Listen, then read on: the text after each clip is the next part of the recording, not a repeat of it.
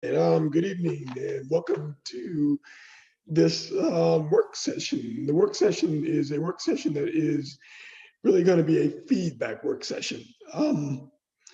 There will be an opportunity for commissioners to provide input to the consultants near the end of the meeting.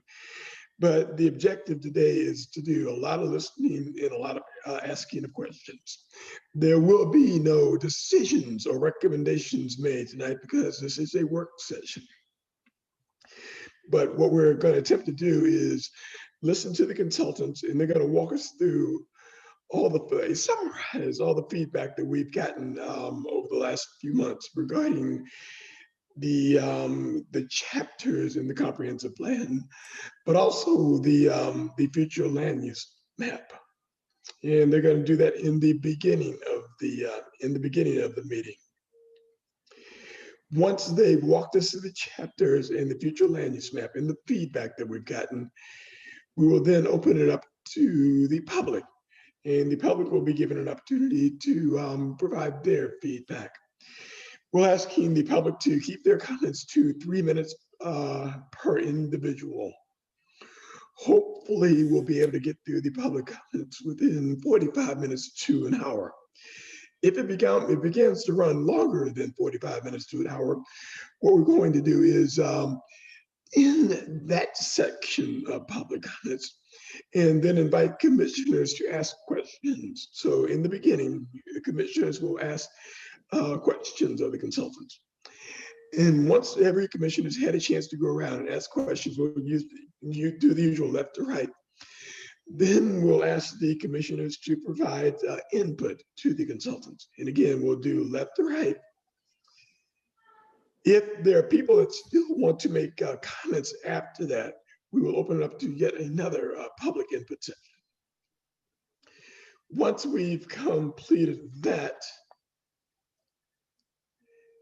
we will open it up to Missy and her team and Jennifer and her team to talk about what we're going to do next, the next steps. Missy, is that pretty much what we agreed to? Yep, that's a great schedule. Okay, cool. All right, so with that, I think we're ready to begin with Jennifer and team. Great, thanks, Chair Mitchell. Joe, if you want to bring up the slides, that would be great. So for those of you who don't know me, which I guess would be our new commissioner, and maybe Jennifer, would you like to introduce him? I got a roll. We do have a new commissioner. Kareem, would you take just 30 seconds to introduce yourself? Sure. Hi, everyone. My name is Kareem Habab. I'm honored to be part of the Planning Commission. I moved to Charlottesville in 2011 as a UVA student, graduated from the architecture school there in 2015. I started working with BRW Architects here in town. Been working with them since, and yeah, it's been 6 years with them, and I'm excited to join this commission. It's such a pretty exciting time. Yes, you are going to live in exciting times working with us. So, Jennifer, forgive me. Thank you. Would you, and welcome, Kareem. So yeah, thanks, Joe, if you want to bring it back up. So I was saying, I'm Jenny Koch, for those who might not be aware, and I am a member of the CVille Plans Together consultant team. There's also several other folks from the consultant team on the phone tonight. You saw a few of them, or they might still be up. Ron Sessoms will be joining me on the presentation a bit later. Latoya Thomas is also here. She's our engagement lead. And thank you. Lee Einsweiler is here from our zoning portion of the team, and Dina Roadside is also here. So they may be popping in to speak to you all later. But if you go to the next slide, I'll give a brief overview of what we'll go through tonight. So the goal for tonight's conversation, as you mentioned, Chair Mitchell, is to share some information about this third community engagement period for CVille Plans Together, which was just wrapped up on June 13th. So we'll go through a summary of the different activities we completed with the community, and then we'll speak about some of the preliminary themes of the input that we received related to both the draft chapters of the comprehensive plan and the draft future land use map. I will probably say this several times tonight, but I want to make sure it's really clear that we appreciate all of the input we received. We received a lot of input. You'll see the numbers in a second.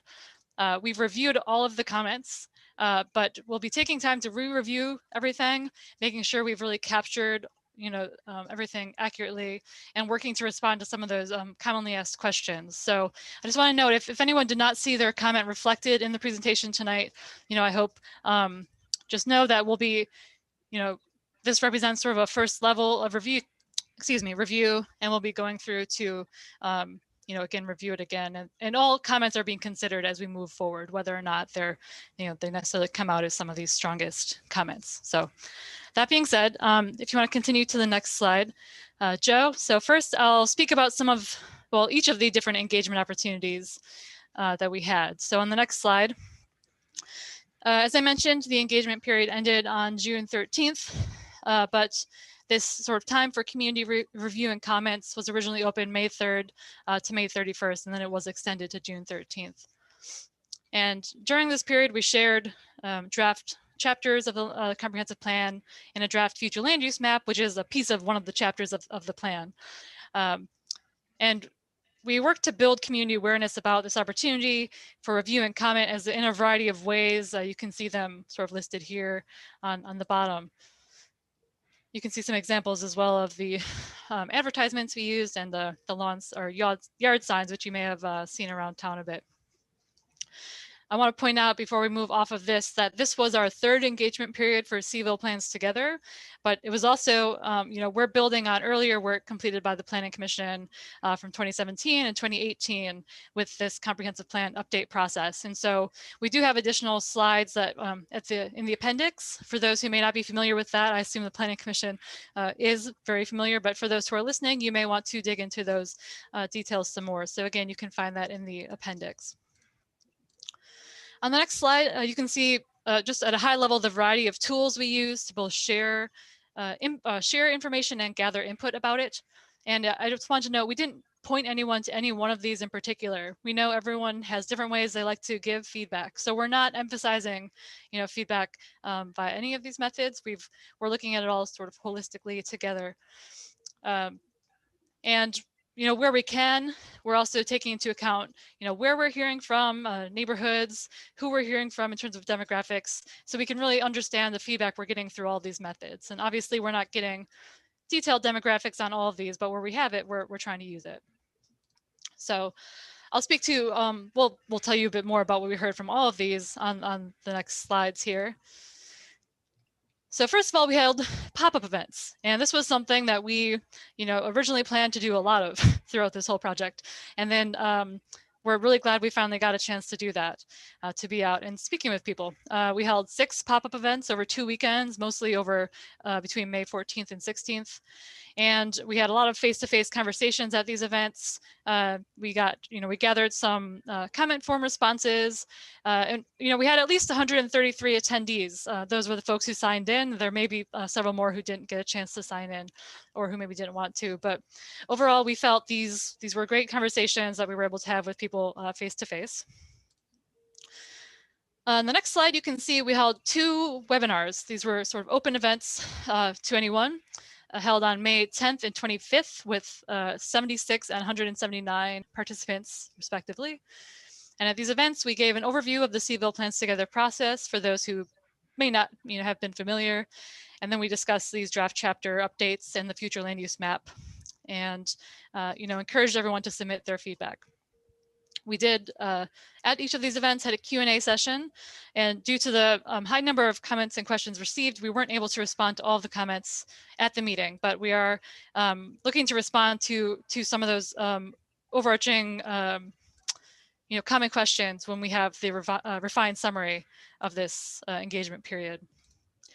I also want to note on here, in terms of sort of webinar or larger meetings, we had 2 other meetings I'll note. One was a meeting with some neighborhood representatives that was on May 18th, and that provided a chance for some of those folks to provide their comments and questions as well. It was sort of a similar format to the webinars.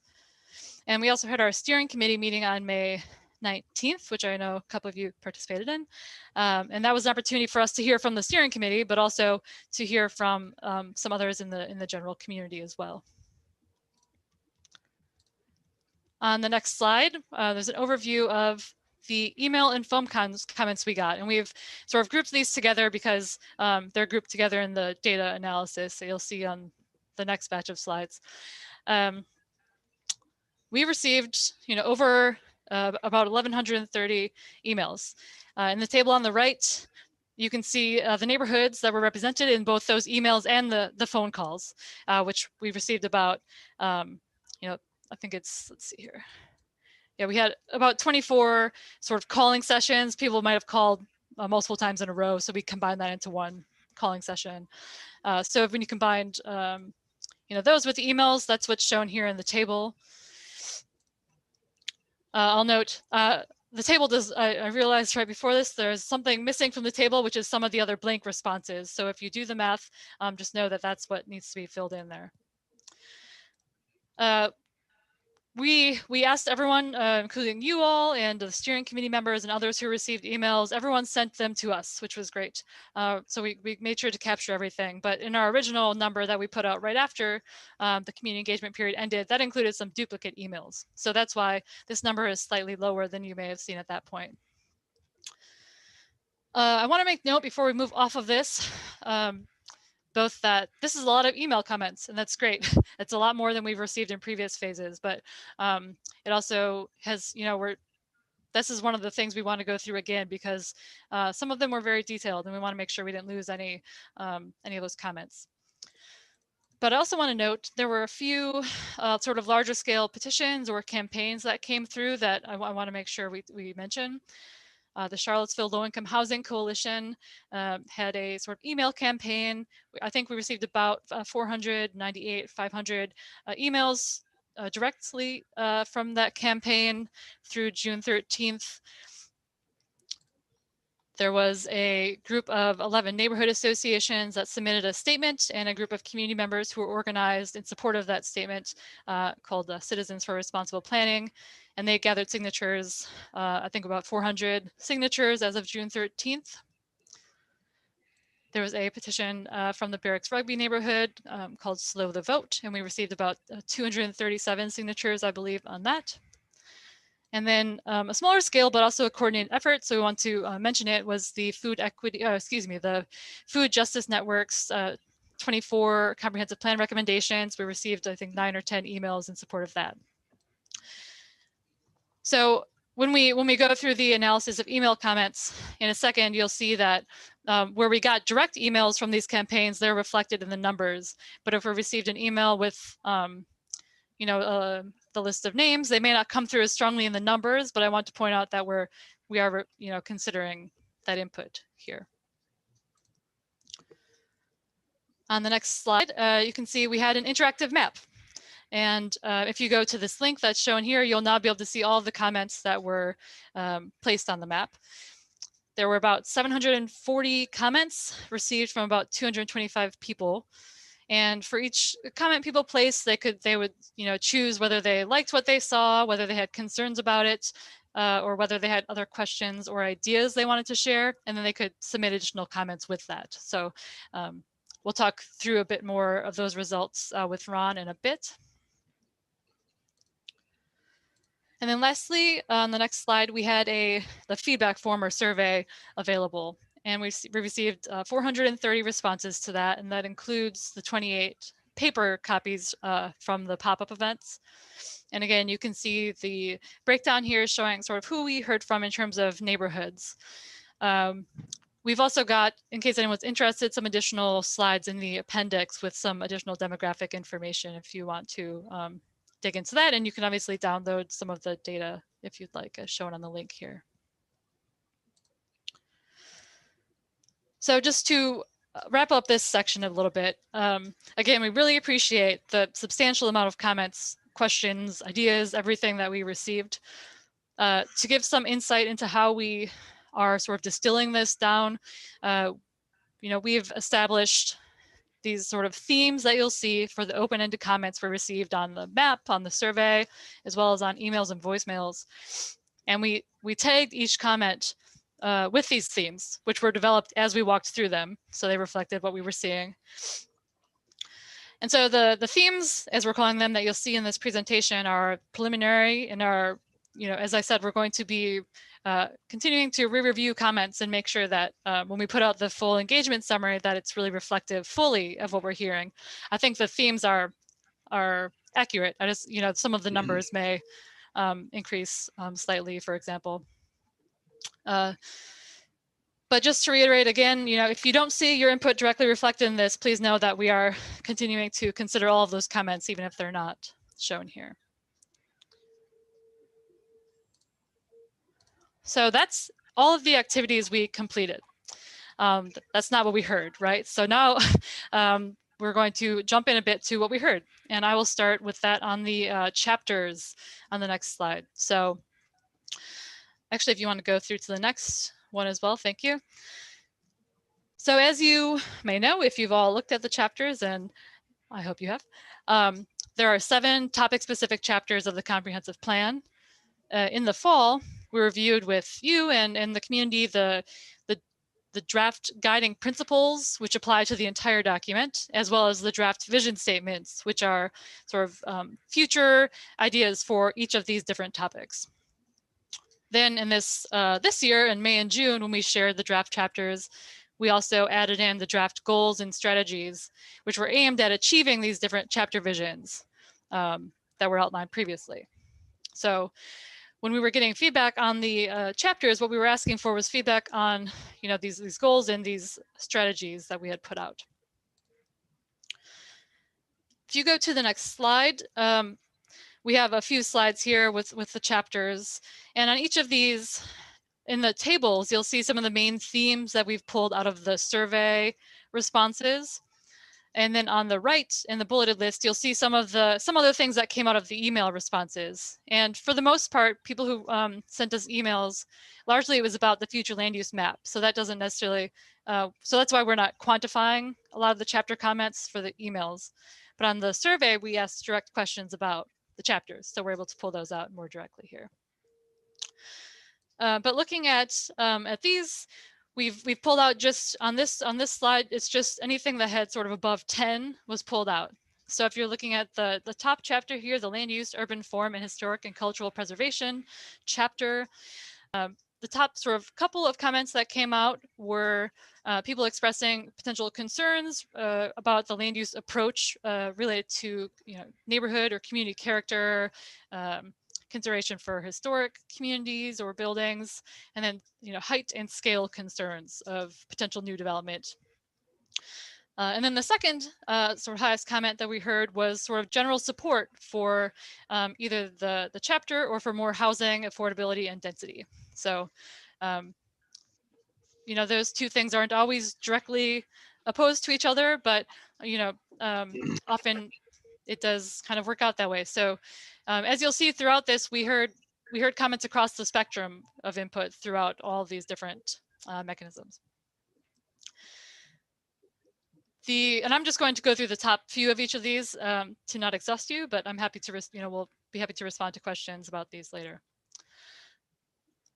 Looking at the housing chapter, as you recall, you may recall, a lot of the revisions we made in the housing chapter were focused on pulling in those recommendations from the Affordable Housing Plan, which we've discussed previously. So in looking at that, sort of the main theme we heard about this chapter was a general support for increasing housing density or intensity. But then similar to the land use piece, we also heard some concerns about what that potential increase in density or intensity would mean, particularly related to community character. We also heard, going down to the next two on the housing chapter, we heard support for affordable housing strategies, but also some concerns that the approach that we've outlined wouldn't necessarily create that affordable housing, reach that goal that we've set out. If you go to the next slide, we'll show the next two chapters. So transportation, I think really strongly what we heard here was support for safer, more connected, multimodal transportation options. And people didn't always say it like that, but we've pulled out, where people wanted more connected sidewalks or more bike lanes, for example. We've sort of pulled that into this category. And we can look at breaking that down more, into different individual categories as well. But in general, there was a lot of support for improved transportation throughout the city, as well as looking at potential for more frequent bus service or expanded public transportation in general. The next few chapters have, oh, sorry, if you go back once a little bit. Thanks. So with the environment, climate, and food access chapter, as you can see here, there's fewer comments we pulled out here. But I think they're all notable, and they were reflected in some of the comments we got via email as well. We heard concerns about tree canopy, support for enhancing the tree canopy, but also potential concerns about what additional development could mean for the tree canopy. And then we heard support for climate and energy initiatives, as well as support for food equity and local food. If you go to the next slide, with economic prosperity and opportunity chapter, again, these look like very small numbers. We did not hear from as many people on these chapters as we did on some of the others.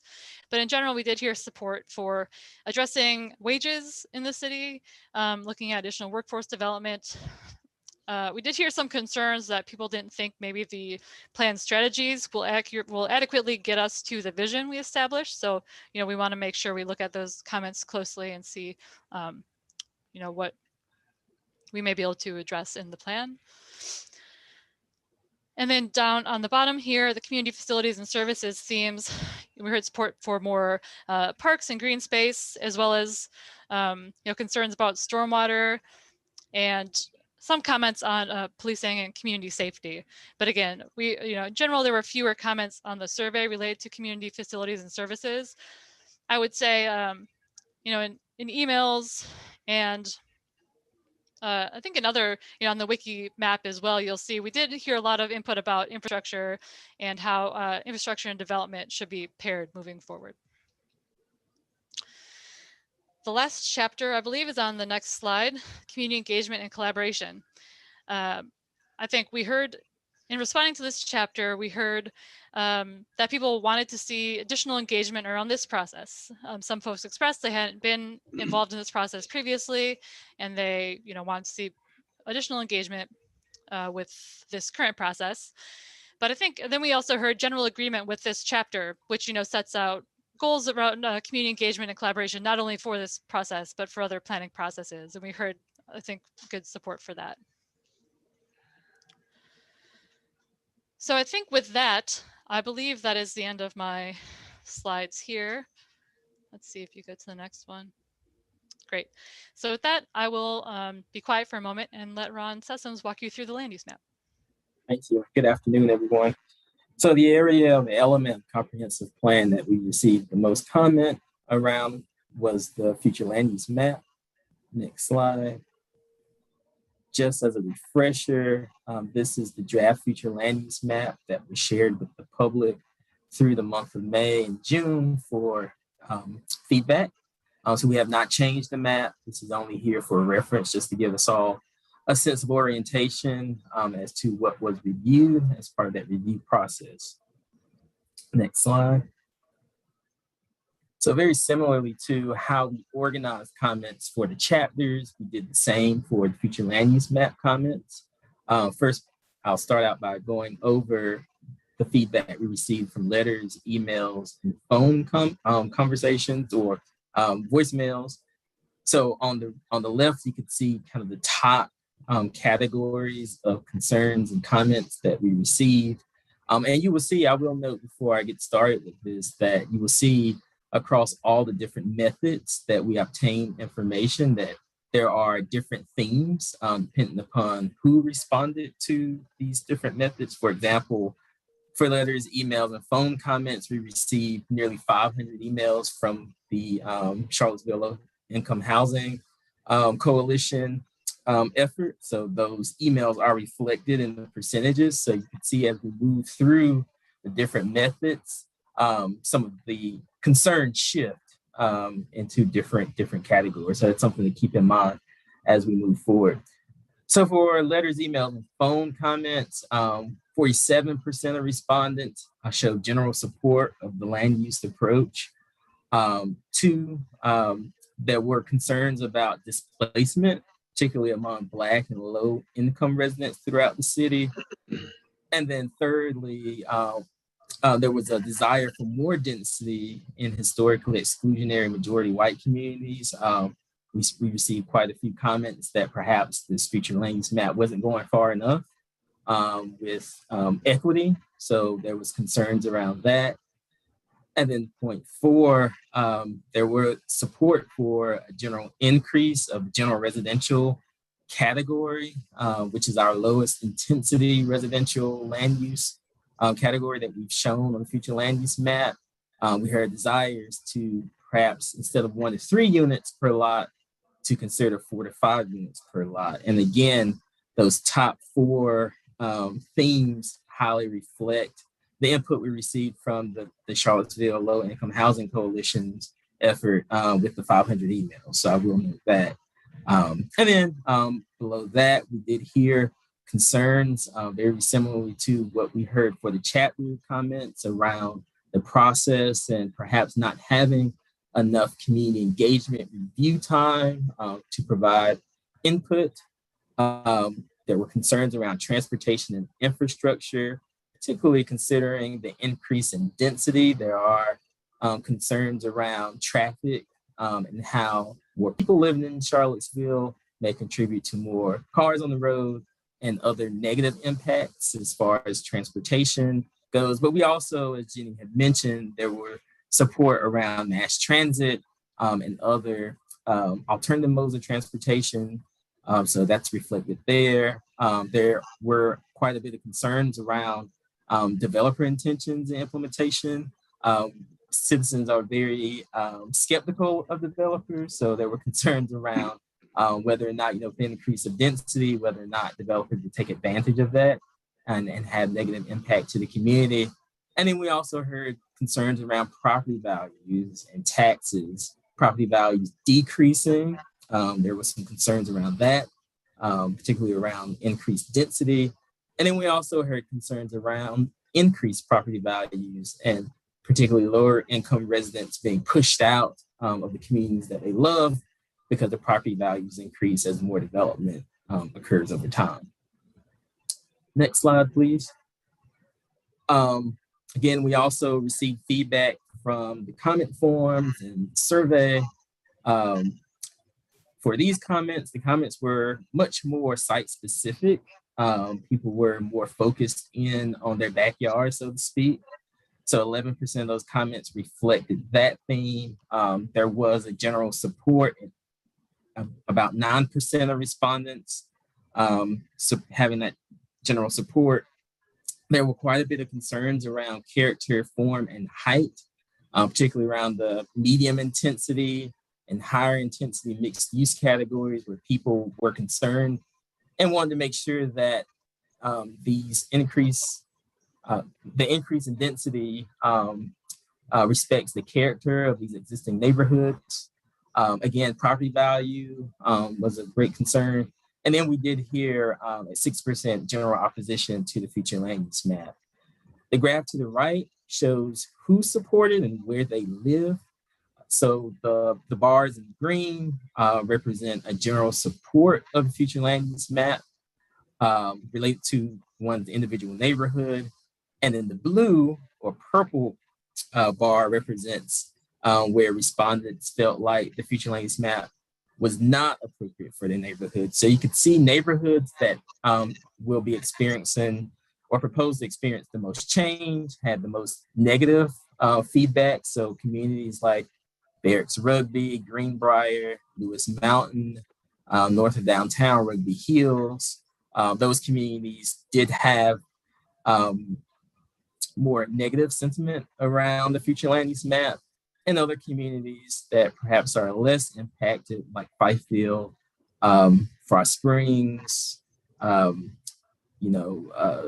Jefferson, Rose Hill, some of those communities, they had mostly more support for the future land use map. So you could see geographically where sentiments around the future land use map as shown differ throughout the city. Next slide, please. We also asked through the survey very specific questions around whether or not respondents felt like the comprehensive plan or the future land use map addresses the planning objectives of the plan. We asked whether there was overall support of the overall concept of mixed use nodes and corridors, which was a framework we used to organize the future land use map. We also asked about whether or not respondents felt like the future land use map supports the overall vision of increasing housing diversity throughout the city. And we also asked whether or not respondents believe that the future land use map will support affordable housing throughout the city. And you can see from the responses, they're pretty much flat across the board in many instances. Some higher support, for instance, around the overall concept of mixed use nodes and corridors and diversification of housing throughout the city. But generally across the board, it was relatively evenly distributed support and dissupport for the future land use map around these questions. Next slide. We also obtained demographic information from respondents, and this is one of the sample demographic categories that we were able to analyze. We also included additional race and income demographics, which can be found in the appendix of the presentation if you want to take a closer look at that, or we can look at that certainly if there's questions around that. But looking at homeowner versus renters, there was a higher degree of support for the future land use map from renters. And you can see that reflected here, and less support from homeowners. And again, with homeowners citing concerns around property values, community character, and other concerns that directly impact the places that they live and they own. And renters see this as an opportunity to diversify where they can live in the city. Perhaps there's more opportunities to rent in communities and neighborhoods that traditionally was out of reach. So you can definitely see the differences between homeowners and renters within this feedback. Next slide. In addition, we also provide an opportunity for citizens to directly map geographically where they have concerns, and we were able to do that through an interactive online map, our Wikimap. And we received quite a bit of feedback. It's been a very effective tool to enable people to really get down into the plan and be very specific with their concerns. So kind of the top 5 areas of comments that we received, very similarly to some of the other themes, to the other methods, traffic, transportation, and infrastructure concerns around growth, a desire to decrease density, intensity, and height. Site-specific comments, 14% was number 2 in the themes that we heard. Similar to that, we had the community character, history, height, and scale. There were a lot of concerns, again, around increased density and what it means for these existing neighborhoods, and the concern that residents don't want development that's out of scale and out of character to the places that they live. And there's a lot of skepticism around what it means for the future land use map as shown and how that may affect community character. There was some support at 11% of respondents that generally like the plan as shown. And then there was also, in contrast to those who seek to decrease density and intensity on the map, there was also a desire to increase density and intensity, and at almost 11%, we received that comment as a major theme as well, particularly around the desire to show more medium and high intensity residential on the map. Next slide. So we touched on this earlier in the presentation. We received over 745 individual comments from 225 unique IDs or users. We did recognize that some people placed more than 1 point. Some people really got into the map and really delved into the details and provided significant comments, which was great. We were also able to collect some demographic data. It was optional, so not everyone participated in that. Most people decided to be anonymous, but we did offer that as an opportunity. And we received a wide range of comments, and they're overall organized into 3 core themes: land use, development considerations, and additional ideas. So the map on the right, the black dots represent each of the individual comments that we received. So you can see we got comments for many areas of the city, but there's a strong concentration around the Lewis Mountain, Venable, Barracks Rugby, and North Downtown areas in particular. Next slide. So this is kind of a snapshot of what we heard and who we heard from. So the graph to the left shows the 745 points of information we received and the 225 users. We heard the most from, again, residents that live in communities that would experience the most change under the draft future land use map. So communities like Barracks Rugby, Belmont Carlton, Lewis Mountain, Rugby Hills, and north of downtown were areas where we had the most respondents or users to participate in the interactive map method. And on the right, you can see where each of the points were located, as well as where the respondent lives. So generally, you can see people generally commented within their neighborhood. There were some people, again, that got into a little bit more of the details of the map and looked more holistically, but generally people were concerned with what was being proposed in their backyard, in their neighborhoods. Next slide. Again, this was a duplicate slide in the Planning Commission packet, so I apologize for that. We left it in just so that people don't get confused with the page numbering. Next slide. So we began to break down this Wikimap data into different categories. So this map begins to reflect the desire to see less intensive uses. So the dots in blue were a general decrease in intensity. So you can see around the Venable, Barracks, Rugby area, particularly along Barracks Road, Barracks and Rugby roads, you see that there's a high concentration of blue dots. So that's where we heard a lot of respondents say that they would like to see a general decrease in intensity that's shown on the future land use map. We heard comments around where we're showing mixed use in several areas of the city. Again, probably the places that we received the most comment on the map as far as mixed use areas were at the intersection of Barracks Road and Rugby Road, where we're showing a neighborhood mixed use. So you can see that high concentration of purple. And then again, up in the Greenbrier neighborhood, the 250 interchange, that mixed use node received a lot of attention. And then along Rugby Avenue at the US 250 ramp and interchange, we're showing some mixed use at that location as well. And that was another area that we heard a lot of concerns around having mixed use at those 3 locations. There was also some commentary around business and technology mixed use, the River Road corridor, the Harris Road corridor. We did get some comments around perhaps opening those areas up for more types of mixed use, more residential use, create more complete districts at those locations.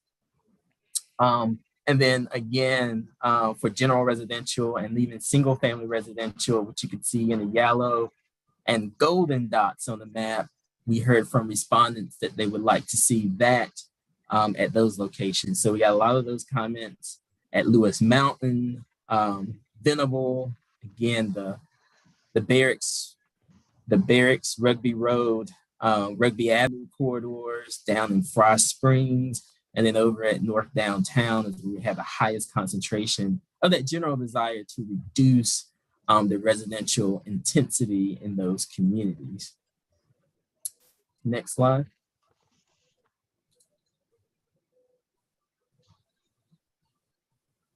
So on On the opposite end of that spectrum, we also heard desire to increase intensity in areas of the city.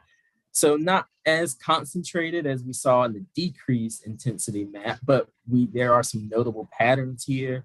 The blue dots represent general increase in intensity throughout the map. So you can see those are fairly scattered. People made that comment.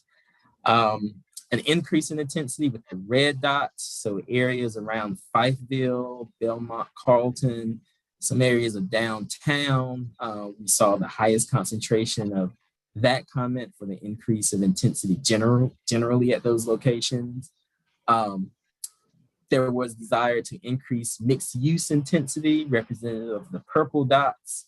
No clear pattern, it was just kind of sporadic in different locations throughout the city for that comment. And then we also received comments around increasing residential intensity. So the brown dark golden dots represent that comment, and you can see that pattern north downtown, parts of Locust Grove, and then a couple of dots in 10th and Page, and as well as the Belmont Carlton area of the city received kind of the highest concentration of those comments. But then there was other areas of the city where that comment was sprinkled through. Next slide.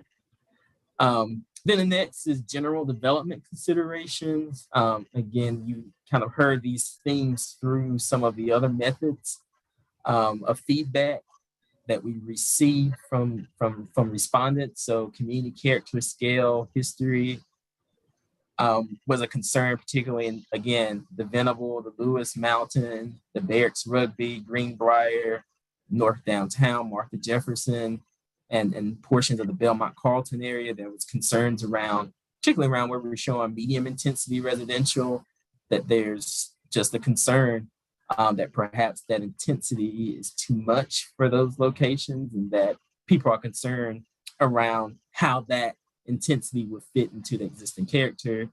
Kind of related to that, transitions, how buildings step down, and the overall urban form and development quality was a concern. Those represented by the red dots, which are pretty scattered around. We heard a lot of comments around transportation and infrastructure, particularly where we're increasing intensity of development.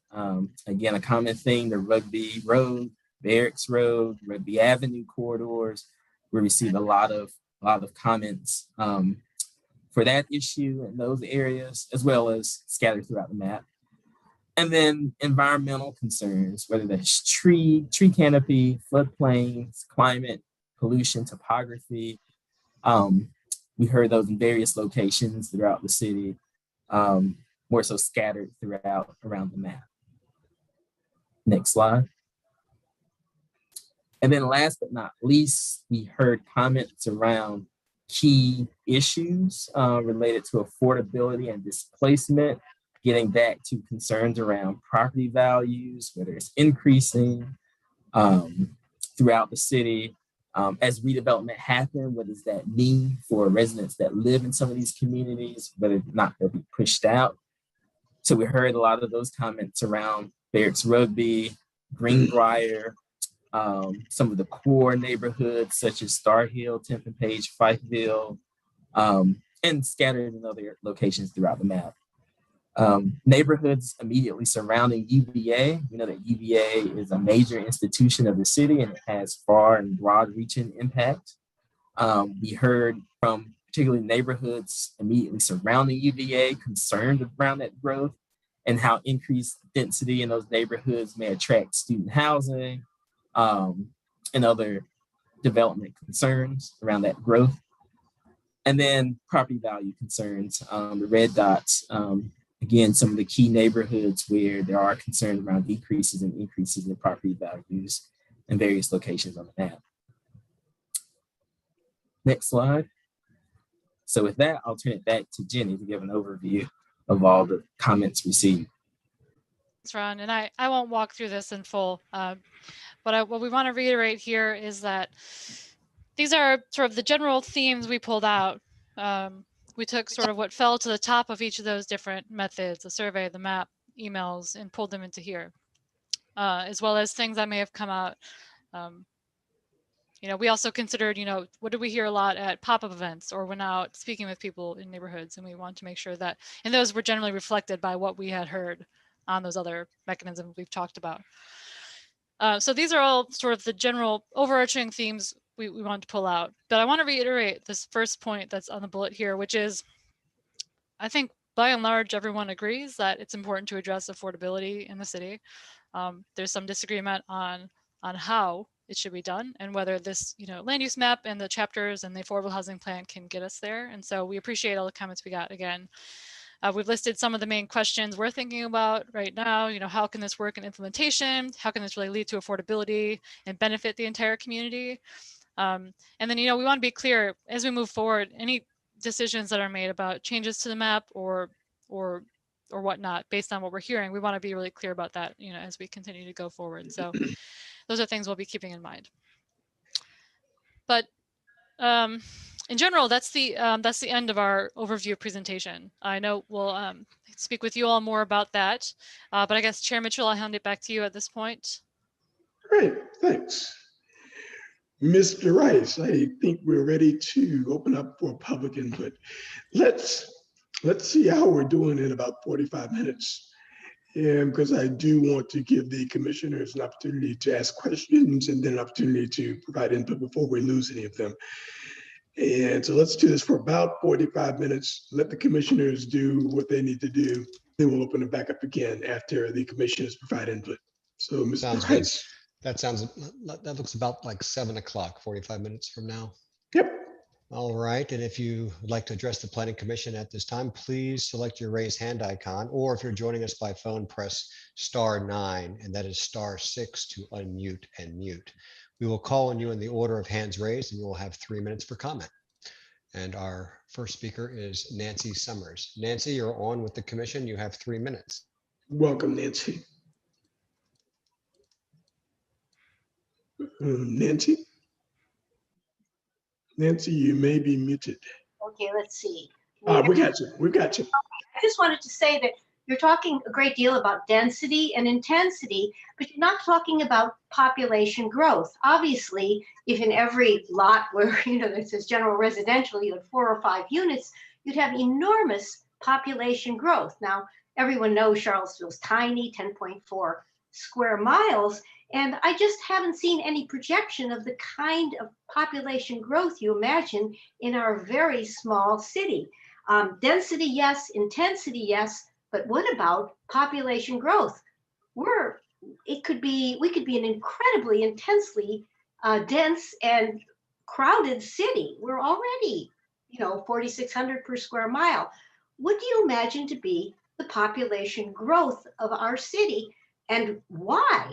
I've seen figures from, Weldon Cooper of only 3,000 more people in 20 years. What kind of figures are you dealing with? I remember you said in one of the sessions that you had no idea how many people would come to Charlottesville.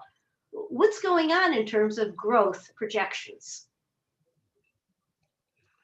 All right, thank you very much, Nancy. We will add that to things to think about and address.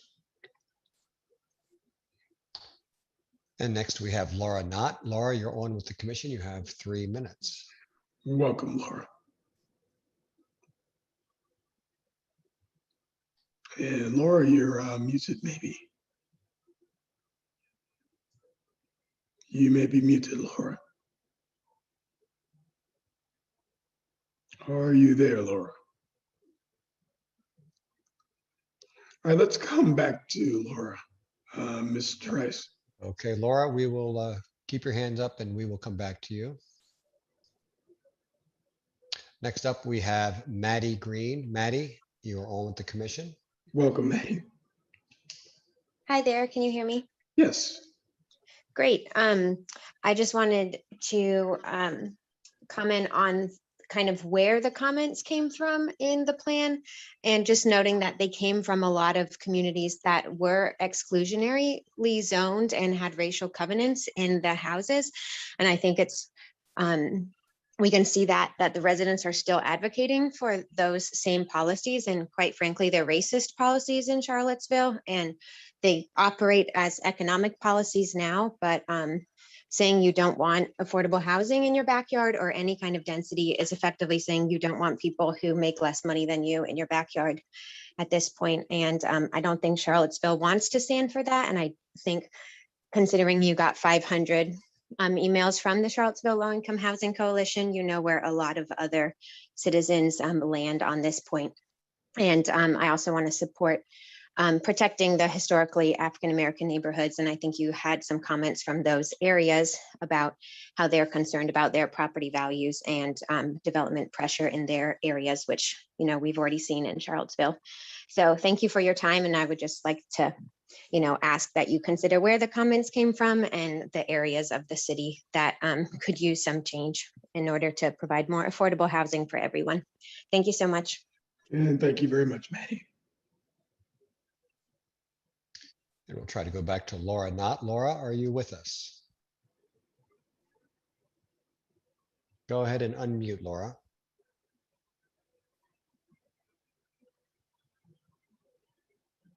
So we will try her again. We'll send her back to queue. Next up, we have NB.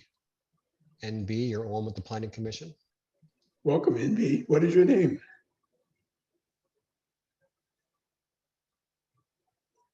NB. All right, let's go on to Jake. Okay. They appear to be unmuted. So those of you who are having difficulty, check your audio settings, please. And next is Jake Gold. Jake, you're on with the commission. Good evening. Can you all hear me? Yes. All right, thank you. Members of the Planning Commission, consultant from the Civil Plans team, my name is Jake Gold. I live in the duplex in Belmont on an R2 parcel. It's amazing. I wanted to first thank the Civil Plans team for pulling together this analysis. This whole process has been just a gargantuan undertaking. You all deserve tremendous credit. I wanted to echo Maddie Green's comments. Nearly half of the email messages that came in were in support of desegregating our community by putting more housing in historically exclusionary neighborhoods and by ensuring that we are really investing in economic opportunity for people by putting new homes there. I think it's a smart approach. I think it's the right approach. And I hope the Planning Commission will encourage the consultants to maintain that approach and build on it as the future land use map moves forward. Thank you all. And thank you very much, Jake. Mr. Wright's going to see if Laura's back. Sure. And Laura, you are back on with the commission. Looks like you're calling in now. Are you there?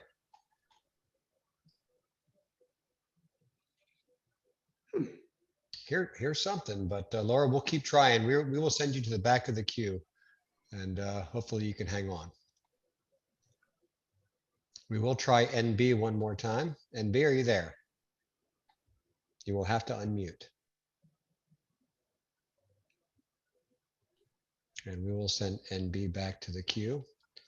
And next up, we have Josh Cran. Josh, you're on with the commission. You have 3 minutes. Welcome, Josh. Hi, everybody. Can you hear me? Yes. So my name is Josh Cron. I live on North Avenue in the Locust Grove neighborhood. My family and I have lived in our current house for 13 years. I've lived in lots of different other places in Charlottesville since 1991. The main point I'd like to make today is that I support increased housing density, mixed use zoning for small commercial uses within neighborhoods, and planning in general for humans, not cars. Specifically, my neighborhood is basically 100% R1 single family detached houses. It's not a rich neighborhood, at least not yet, but it is mostly white. North Avenue and the surrounding streets around us are mostly small brick ranches that were all built in the 50s. These have been relatively cheap, quote unquote, starter houses for folks who are able to get a mortgage. But if land values continue to soar in Charlottesville, these houses are going to be replaced with larger buildings of some kind. So we can We can decide whether we want to watch them become mansions for a few wealthy buyers, or we can allow them to become multi-family houses and apartments for many more people who want to live here. I think that's a no-brainer. I'd also like to quickly talk about walkability and bikeability. My house is only a mile from the downtown mall, but it's extremely impractical for me to buy groceries without making a car trip. I'd love to have a corner store and a cafe or a pub within walking distance or even safe bicycling distance from my house. But those kind of retail amenities are illegal under the residential zoning code. I've lived in Virginia for most of my life, but I did have the privilege to live in the Netherlands for 2 years in the mid-2000s. And there I experienced urban planning that's truly designed for people and not cars.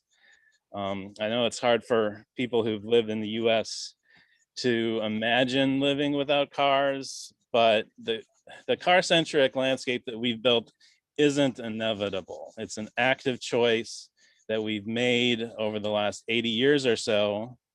And likewise, we can choose to plan our city for people and public health. But that's a choice that we have to make, and we have to follow through on it. So this is all a way of saying that I support the future land use map. I think it's a step in making that choice. It's a small step, and I wish it went further, but it's crucial if we want to move forward and build a community that's equitable, healthy, and sustainable. Those are my comments, and I thank you all for your time. Thank you very much, Josh. Okay, let's try NB one more time. NB, are you on with us?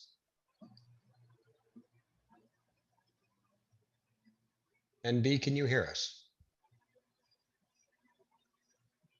It's like we're still having difficulty. We will come back. Next up, we have Mark Cabot. Welcome, Mark. Yeah, I want to check if you can hear me first. Yes. Okay. I think the first thing that we need to be thinking about is how dense do we want our community to be? That seems to me to be the number one question that should be asked. And do we have the infrastructure to support, the higher density? Want to relay something that I attended a seminar that was done by TomTom. I think it was about 3 years ago, in which they had 3 experts in the field of affordability come out. And the bottom line that I got from their presentation, which was basically overflowing with people that attended it, some of you all might have attended it also, was that you're not going to achieve affordable housing unless you, by building new construction, because new construction inherently is expensive, and you're just not going to get what would be considered affordable housing. And that it would be better to spend money on adding on to existing housing, to doing something, maybe a little house in the backyard, or renovating some of your larger houses, which has been done to a large degree here already in town, but could be done a little bit more so. So I just want to convey that to you all. And I think also what needs to be addressed is a lot of people don't really understand what the term means when you talk about affordable housing. What is affordable housing? What dollar value would that really represent at today's market price? And I'm putting together some data on that and hope to be able to share that shortly. And also need to be looking at the standpoint from, we need to look at this not just from Charlottesville, but also Charlottesville, the university, and Albemarle County. I've been driving in Albemarle, going up to Madison the past week on business quite a bit. And there's a lot of construction going on, both for single family homes as well as apartments. And this all needs to be taken into consideration. Then the growth area taking place in Crozet. Not all these people are going to be driving to downtown Charlottesville. A lot of them will be working in areas that will be outside the city limits. So we need to consider all this. And I just don't feel that by building density that we're necessarily going to achieve affordability unless we have public funding from the government to help with that. All right, thank you very much. Thank you very much, Mark. Mr. Rice, you may want to verbalize what you just put in chat. Absolutely. For those of you having difficulty with your device audio, you can always try to call 408-638-0968. And that is in the chat feature. If you open up your chat, 408-638-0968. And the meeting ID is 964-0530-2089. And again, this information is in chat. Next, we have Kevin Hildebrand. Kevin, you are on with Planning Commission. You have 3 minutes. Welcome, Kevin. Thank you so much. Can you hear me? Yes. I wanted to just let you know that I did provide an email response, and I rather than reading through all of it, if there's some way to append my email to the meeting minutes, that might save a lot of time. It was a June 13th email to the in response to the request for comments by the 13th. But one of the things that I guess, and I, as an opponent to the general change of R1 to medium density residential, I live in the Johnson Village, Cherry Avenue neighborhood, which is very ethnically diverse and very economically diverse. It has gotten very expensive in the last few years as house prices have gone up. But most of the single family houses are still there, and they're a vehicle for wealth development for families who have invested there. And I think the idea of transitioning most of the city to apartments and multifamily dwellings where people don't have the ability to improve themselves through ownership is a short-sightedness on the part of the city. I also don't understand what employment opportunities the city projects over the next 10 to 20 years that is going to drive the need for this intense development change. If there is no economic growth in the city as far as employment goes, what are these people going to be doing, and what jobs are being created that will pay a salary that's a livable wage as opposed to a minimum wage? I think that's I just don't understand what is driving this intensity increase. I think there's also a misunderstanding of the future land use plan in that it doesn't take into account the topography of the city. There's proposal to change residential neighborhoods into mixed use nodes that are on steeply graded streets by Cherry Avenue Christian Church that just wouldn't support the change for commercial with ADA and public access being readily available. So those are some of the items that I mentioned in my email, but I hope that you will consider these things. And also as one speaker mentioned, the growth around the city that's currently taking place in Albemarle County. I think we're looking at Charlottesville in a vacuum and not considering the growth around the city, and that in order to understand how the density that's projected is going to be accommodated in the county, not in the city, is something we need to look at. And also the fact that most of the work opportunities will probably be generated in the county, not the city. So the idea that you're limiting vehicular traffic may not be a reality, because that's just not the way people work. Thank you for your time, and I really appreciate your listening. And thank you very much, Kevin. And next we have Nancy Summers. Nancy, you are on with the commission. Welcome, Nancy. Myself. Sorry, There is something that I have to say. I live in a home that had a covenant. It would have excluded me. I couldn't have lived in my house. It was from 1917, and I feel very strongly that all of Charlottesville lived under these terrible Jim Crow laws. They were horrible, nightmarish laws. It wasn't just homes with covenants, and some of the homes with covenants seem to be expensive.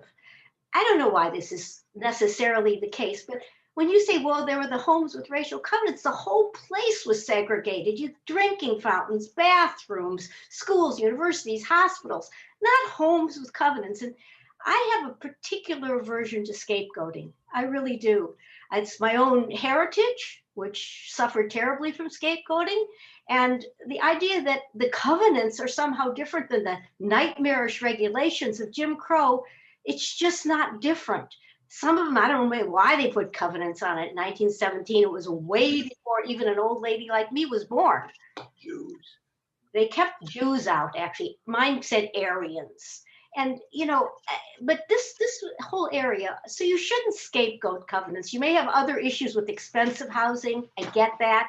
But it isn't the covenants that define Jim Crow. That's just a kind of scapegoating. I don't like it. Could I say Do you want a to say word? something? Yeah. Yeah, I'm David Summers. I'm Nancy Summers' wife, and waving at everybody, and I'm waving back. Yeah.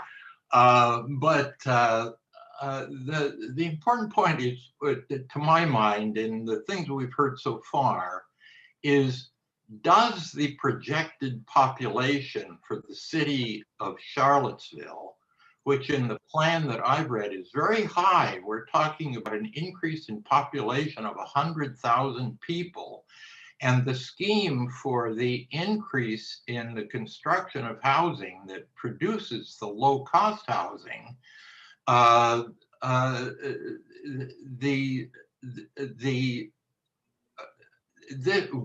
this yield the low-cost housing that we want? One of the things I think is that everybody that I've heard so far is in favor of more low-cost housing. But the question is, does the growth of the city of Charlottesville promise to generate the low-cost housing that everybody wants? And I don't think it does. If you have a difference between 100,000 people, 100,000 projected new residents and 3,000, which is what the university gives, you're talking about 97,000 people. Mr. Summers, you've got about 5 seconds. Okay, that's it. Okay, Mr. Rice, and I'll ask all the folks who want to speak.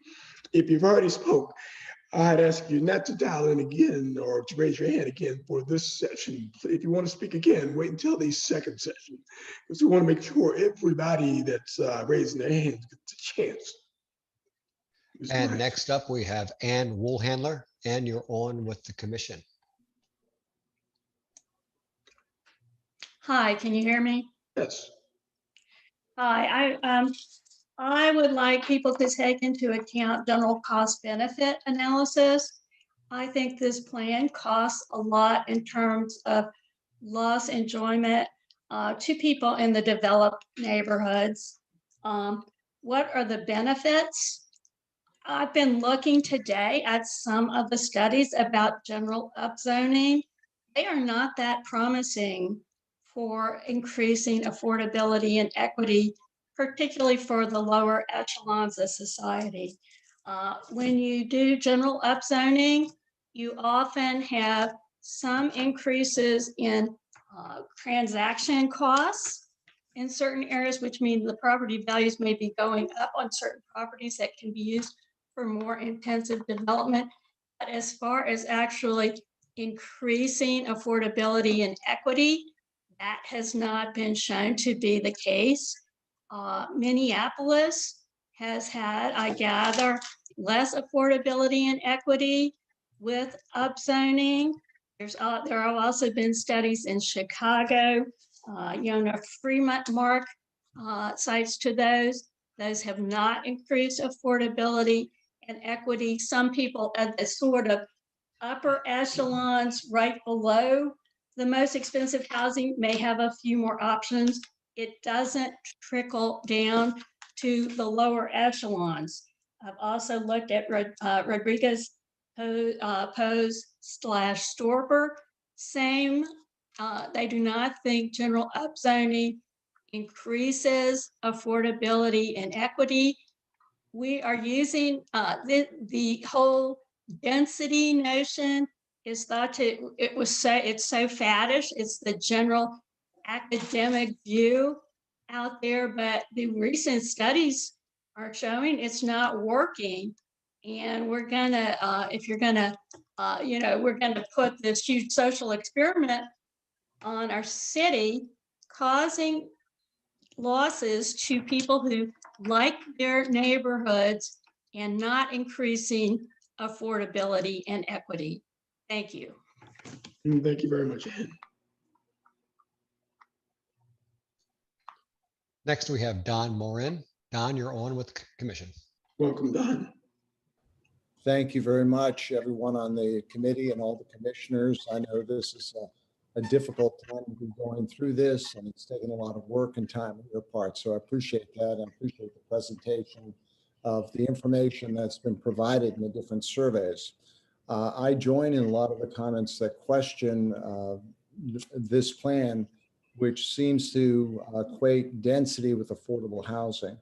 Some of the issues I have, and I've pointed this out in emails, as well as support for petitions and things have been submitted by our neighborhood association. I live in Rugby and Barracks Road, and I join in Nancy Summers' comments about scapegoating. I think that's no need for us to do that. I think the entire city is on board with trying to give affordable housing and make it more available. Everybody is. It's a question of how to do it. And my take on this is that the Weldon Center at UVA says our population is going to grow by 2,500 people by 2040. Obviously, not all of those people are going to be the lowest income. Not all of them are going to be the highest income. And yet I look at this radical plan, and I think it is radical because of the size of the change in the density across the entire city into all neighborhoods.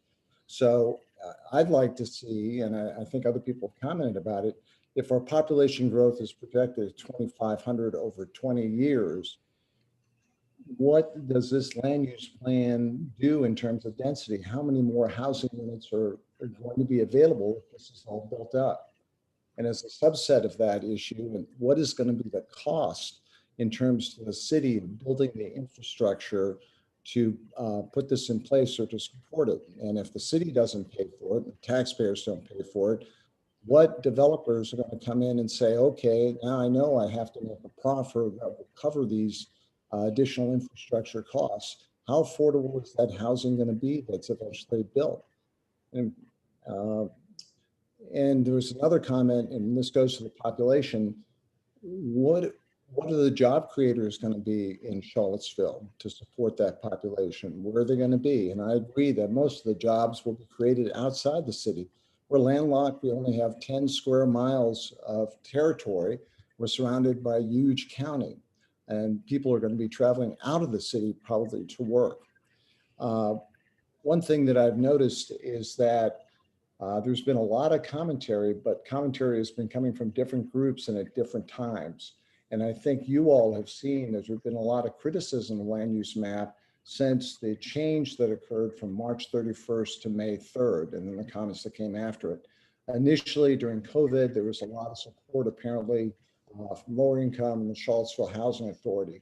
But now that this has become apparent to the population in general, more people are speaking to it. We need more time. You need more time to digest this information and to come up with a valid plan that works for everybody in Charlottesville. Thank you. Thank you very much. Yes, Mr. Rice, your proposal is a good one. Let's do that. Okay, next we have our city manager, Chip Boyles. Mr. Boyles, you are on with the commission.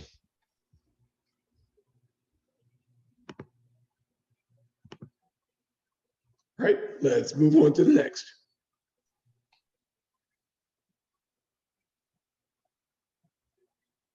Okay, we have Carol Manning. Carol, you're on with the commission.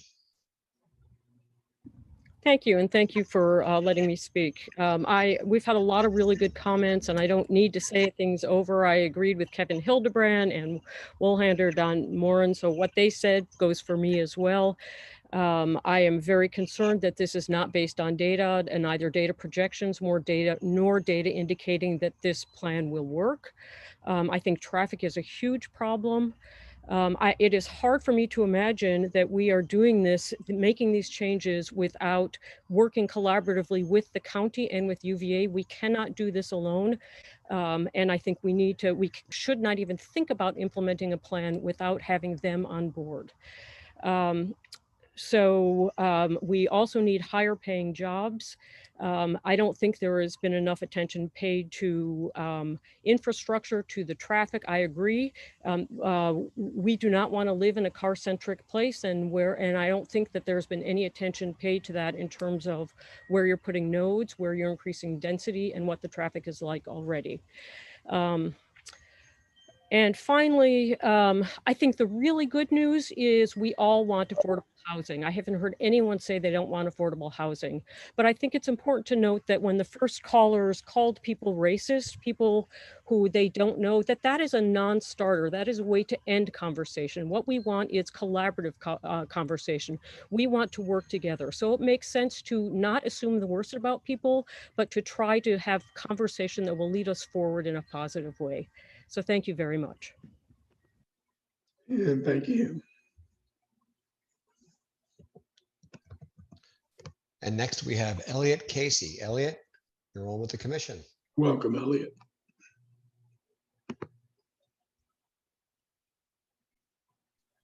Elliot, you'll have to. Again, yeah, here we go. Thank you. Can you hear me okay? Yes. Thank you all. And I really appreciate your work and your carefully listening to the voices of everyone in the community.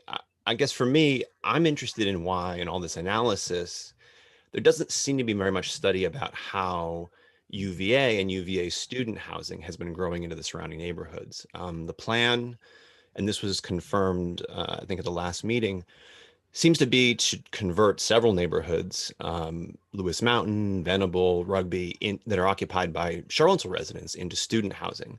And that's something that we've been doing continuously for the last 30 years. And you do what you always did, you get what you always got. We have that plan hasn't done anything to increase affordability of housing in Charlottesville. If you convert residential housing into UVA student housing, the inevitable result is that UVA just grows and adds more students. And I guess I'm a little confused reading the plan as to why we're demolishing entire neighborhoods, building, units with dozens of structures, dozens of apartments in them, just to accommodate more students for UVA so the students can move in. And I don't really see anything in this plan that incorporates UVA as a partner into the plan. They will undo everything that you do by simply growing, as they always have since the mid-20th century. I was here in the 90s. I watched them displace residents in Fry Spring. I watched them displace residents in 14th Street. And I appreciate that consultants did some important research into the history of racial covenants and segregation in the city. But they didn't, at least they haven't shared with us, and maybe they did do the research, I don't know, research into UVA and its impact in the community and how UVA and the student housing has affected the cost of housing and what's happened, the fate of housing when it's built in the community. On the other hand, everything that I've seen post-pandemic, and this report really reads to me like a report that was written before the pandemic, before work stopped being in person, before we realized we don't have to go to a central office, we can work remotely. Just came back from New York City where people, major law firms, major businesses are ending their leases, moving out of the city, finding they don't need to have a central office anymore. So this projection from Weldon Crouper, I don't think that's a pre-pandemic projection as well, that people may not want to live in the city anymore. They may choose to live in other places because why? You don't have to live in Virginia to work in Virginia.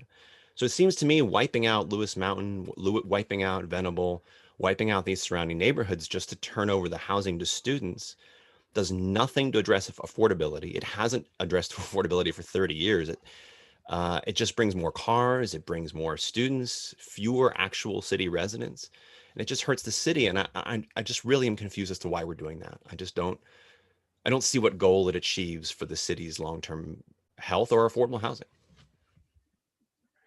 Thank you very much, Elliot. Next is Vern Buchanan. Vern, you're on with the commission. Welcome, Vern. You'll need to unmute your mic. You'll need to, thank you, Vern. Yeah, got it. First off, I kind of bristle at that comment that the covenants were racist. Maybe the one in 1917, the one for Greenbrier if my things are right, was in 1958. It's not about race. It was about the people coming down from the north, moving in, and excluding the people from Charlottesville. At least this is according to my wife, who is a local. She was born and raised here. I'm not a racist, I don't think.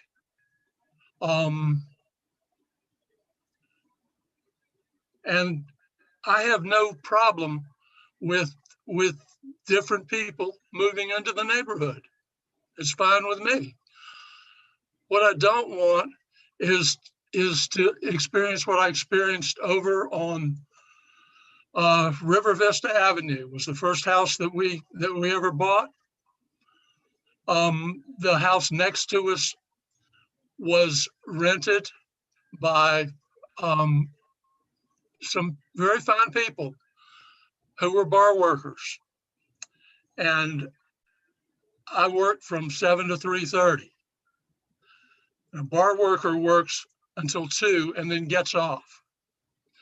I don't want overcrowding. I moved into Greenbrier when we found it. It's about a half a mile from where my wife grew up. I love it here. I don't want to tear it down just for the sake of saying we're diverse. Let the place become diverse. It's going that way right now. We don't need to add more housing. I looked at the land use map. There's multifamily designation in my backyard. I'm not real crazy about that. It borders on my backyard. I don't like the idea of Banbury becoming multifamily housing.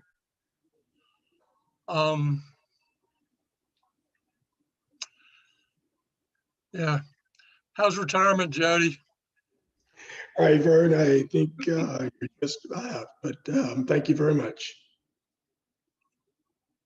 And next up, we have Josh Karp. Josh, you're on with the Welcome, commission. Josh. Hey, long time listener, long time caller. I'm Josh Karp. I'm renting on Amherst Street right now. I'm calling to talk about climate, but I will just say it shouldn't need to be said, but I'll say it anyway. I'm pretty sure that racial covenants are racist and about race. You all are the experts, but I think that those things are probably related. Anyway, climate. So it's been in the news a lot lately. So over the weekend, Seattle hit record high temperatures of 108 degrees. At that temperature, asphalt melts and streets buckle. A beachfront condo collapsed in Miami, and we're looking at a really bad fire season in the Western US. And I bring this all up because a research group at UC Berkeley, led by a Nobel-winning climate scientist, has been studying different options for cities, specifically for cities, to reduce greenhouse gas emissions and do something about climate change. And what they found, comparing lots of options, is that the single best thing that you all can do is not solar panels, not electric cars. Those are good.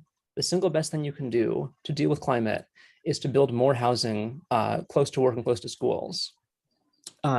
This team has got a great map you can look at. I hope that you do look at it, showing per capita emissions by zip code. And if you look, Charlottesville is an oasis of relatively low emissions, surrounded by a, I don't know, desert, Albemarle County, of very high emissions.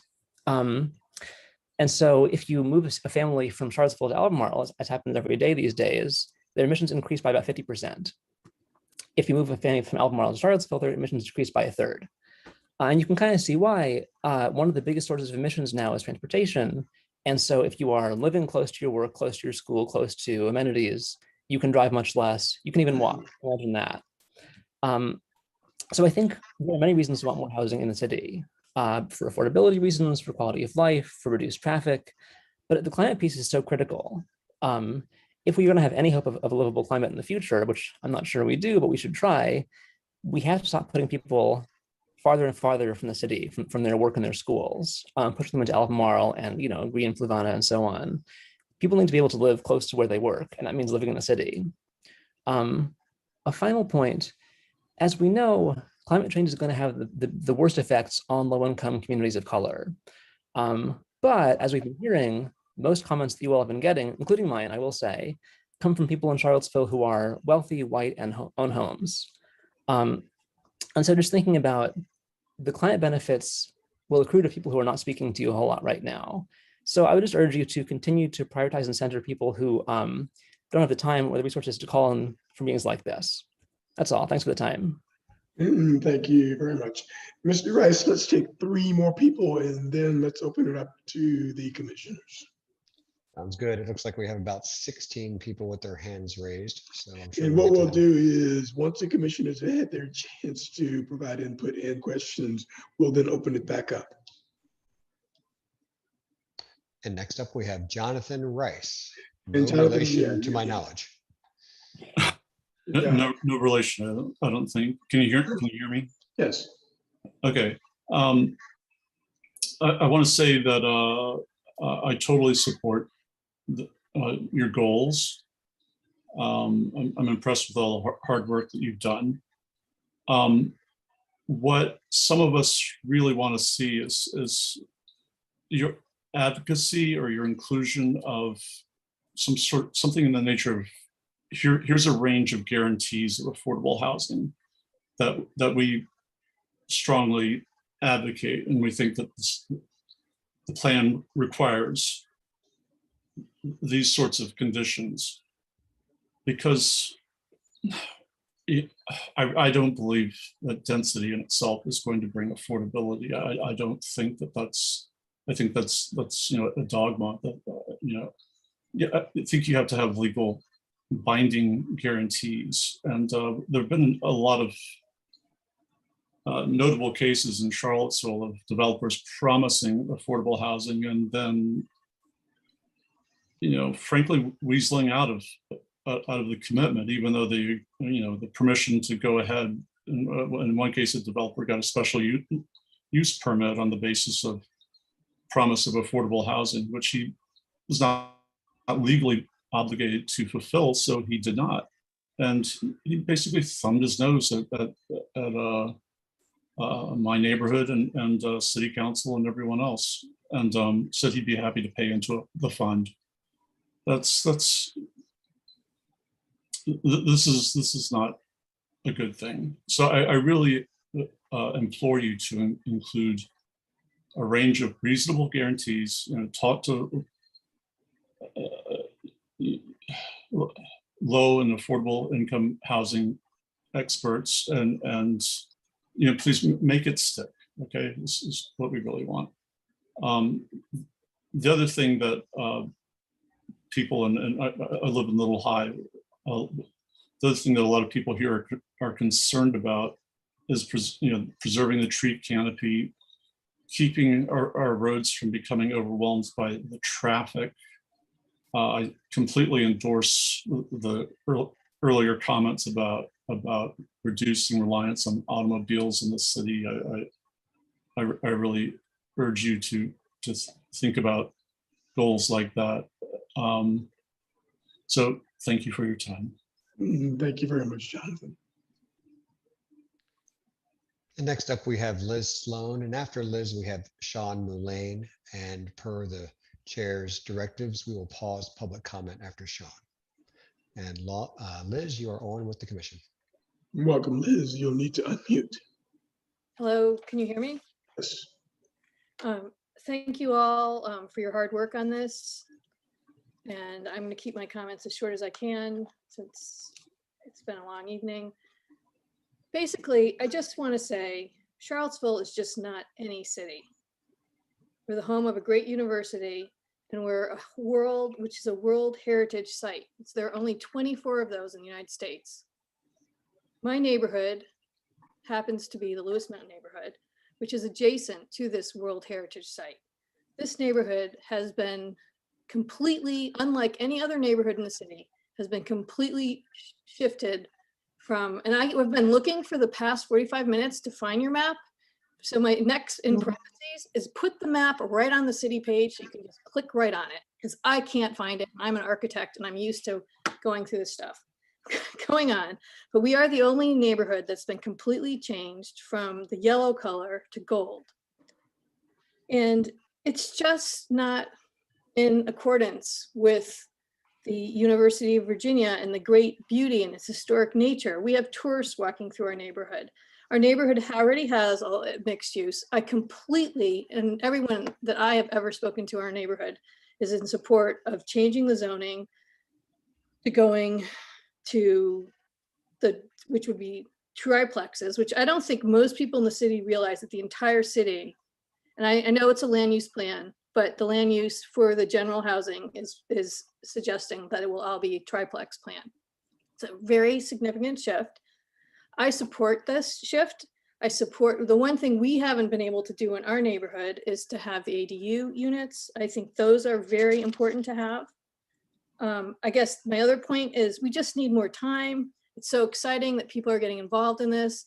The work that's been done is wonderful. The data that's being collected is so inclusive, but we need to touch on more, just more touches with more people, with more neighborhoods. Finally, I would just like to say that the zoning changes are not going to support the historical Black neighborhoods because they are all being changed from single family residential, which those neighborhoods are primarily, to triplexes. So if nothing else you hear from me, protect those historic neighborhoods. What's so lovely about them is their scale and the tension between these small single family homes and the shared sort of porch space in the street. Thank you very much for all your work. I support everything you're doing. Thank you very much. And lastly, we have Sean Mullane. And after Sean, Chair, we do have about 16 people with their hand up. Sean, you're on with the commission. Thank you. Can you hear me? Yes. Great. One thing, the main thing really I wanted to address, although several comments, is something I think would maybe help the discussion. And that's that, in my eyes, there are really two things that are meant by affordable housing. And I think when people only see, only really think about one or the other, it's very easy to talk past each other. So those two types are, first off, housing that's affordable for people who make substantially less than the median income in the area. And those are, I'm thinking either the underemployed or people who otherwise make very low incomes, maybe nursing assistants or line cooks, who without substantial increase in wages cannot really hope to afford a house in the area. And the other is affordable housing for people who are basically middle class. They make somewhere around the median income, which in Charlottesville is actually fairly high. I think it's something like $90,000 a year for a household. And the reason I think it's important to think about those two types of affordable housing is that the solutions for one do not necessarily really bear much on the solution for the other. And so I think they really both have to be addressed, and they really have to be addressed in different ways. In particular, I think I agree with people, you can't build your way out to affordable housing if you're considering housing for the people who make those substantially lower incomes. But I think you can if build your way to affordable housing for people who are basically middle class. And what I'd like to avoid is seeing Charlottesville become like San Francisco, where it seems like even people who are middle class can't afford a house because to a large extent it seems to be the lack of building, lack of growth there. They're holding so tightly to the single family homes that unless you're making a wage like an average Apple employee, you can't afford a place there, you can't afford to live there. So that's the main thing I hope we can consider, is that there's really more than one thing being considered when we're talking about affordable housing. A couple additional comments. One is that when for those who are talking about the population growth projections, I have to assume there's a chicken and egg issue there where because there's so little free housing stock in Charlottesville, we can't assume that there will be any substantial growth in the city. Really, it's largely being concentrated in the county. And so it's not to say that there's not a demand for housing in Charlottesville, it's that there's not housing available here. So I think the housing demand here is actually probably a lot more substantial than the projections might indicate. And so we shouldn't assume that low projections indicate low demand. So that seems to be something that a couple of people were assuming. So lastly, 10 seconds left. I live in the Rugby Hills area, in the area that's slated as a mixed-use corridor.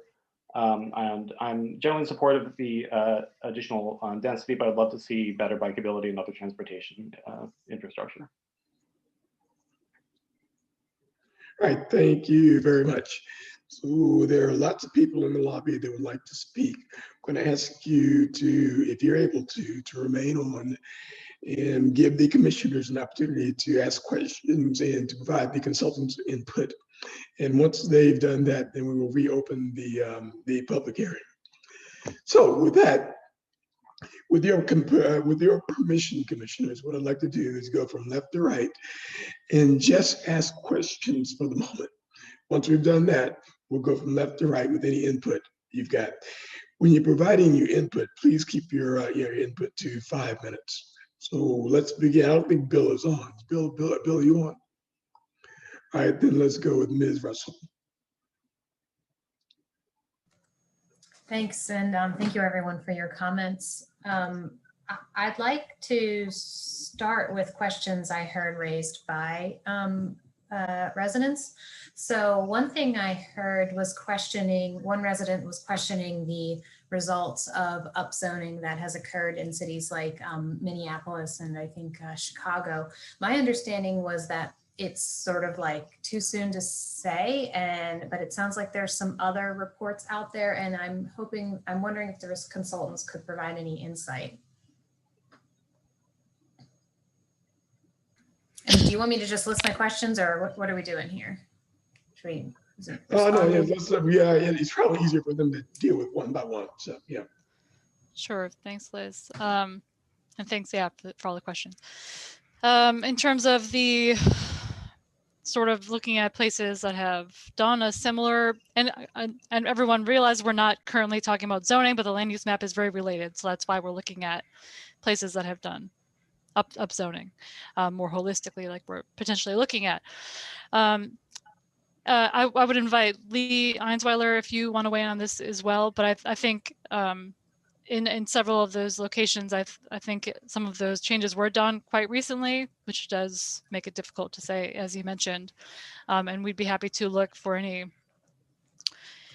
even if they're not directly exact the same thing that we're doing here, we'd be happy to look see if there are additional examples we can pull any of that from. Lee or Ron, did you have anything you would like to add to that?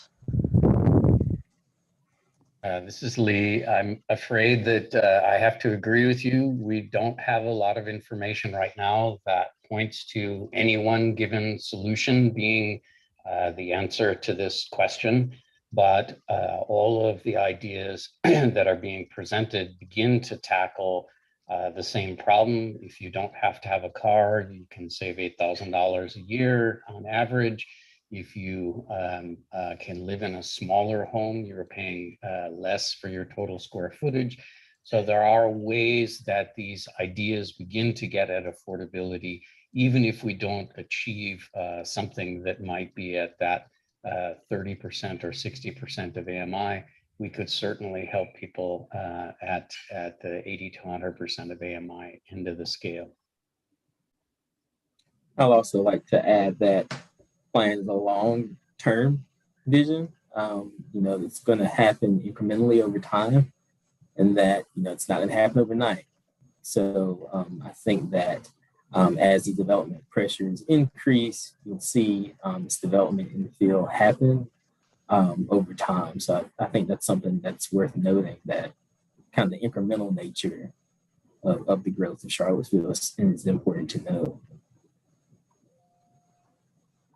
Thank you. Another speaker asked about inclusion of guarantees of affordable housing. And I believe that the housing plan calls for tracking measures. And I'm not sure that it is possible to have a guarantee, but I do want to, I guess, confirm that part of the recommendation in the housing plan is to have metrics on what impacts, correct? Yeah, so in the affordable housing plan, they lay out a series of recommendations, including funding, other initiatives, land use that can come together to address the that sort of housing need that was identified in the housing needs assessment that was previously completed. So they've identified sort of what, you know, what how they're trying or proposing to use that funding initiatives to get there. And then in the comprehensive plan, we've pulled in those recommendations, and we also started to lay out some metrics, you know, ways we can measure success of these efforts. So that's definitely a piece of that as well. And then, you know, we will be looking at, for example, we're thinking about inclusionary zoning, which the city can now use, and other ways to potentially include requirements in the zoning when we get to that portion as well. So, you know, I think the comprehensive plan can only, I don't know that there are guarantees per se, but definitely we can look at making more robust measures in there to address how the city is doing with implementation. Thanks, Jenny.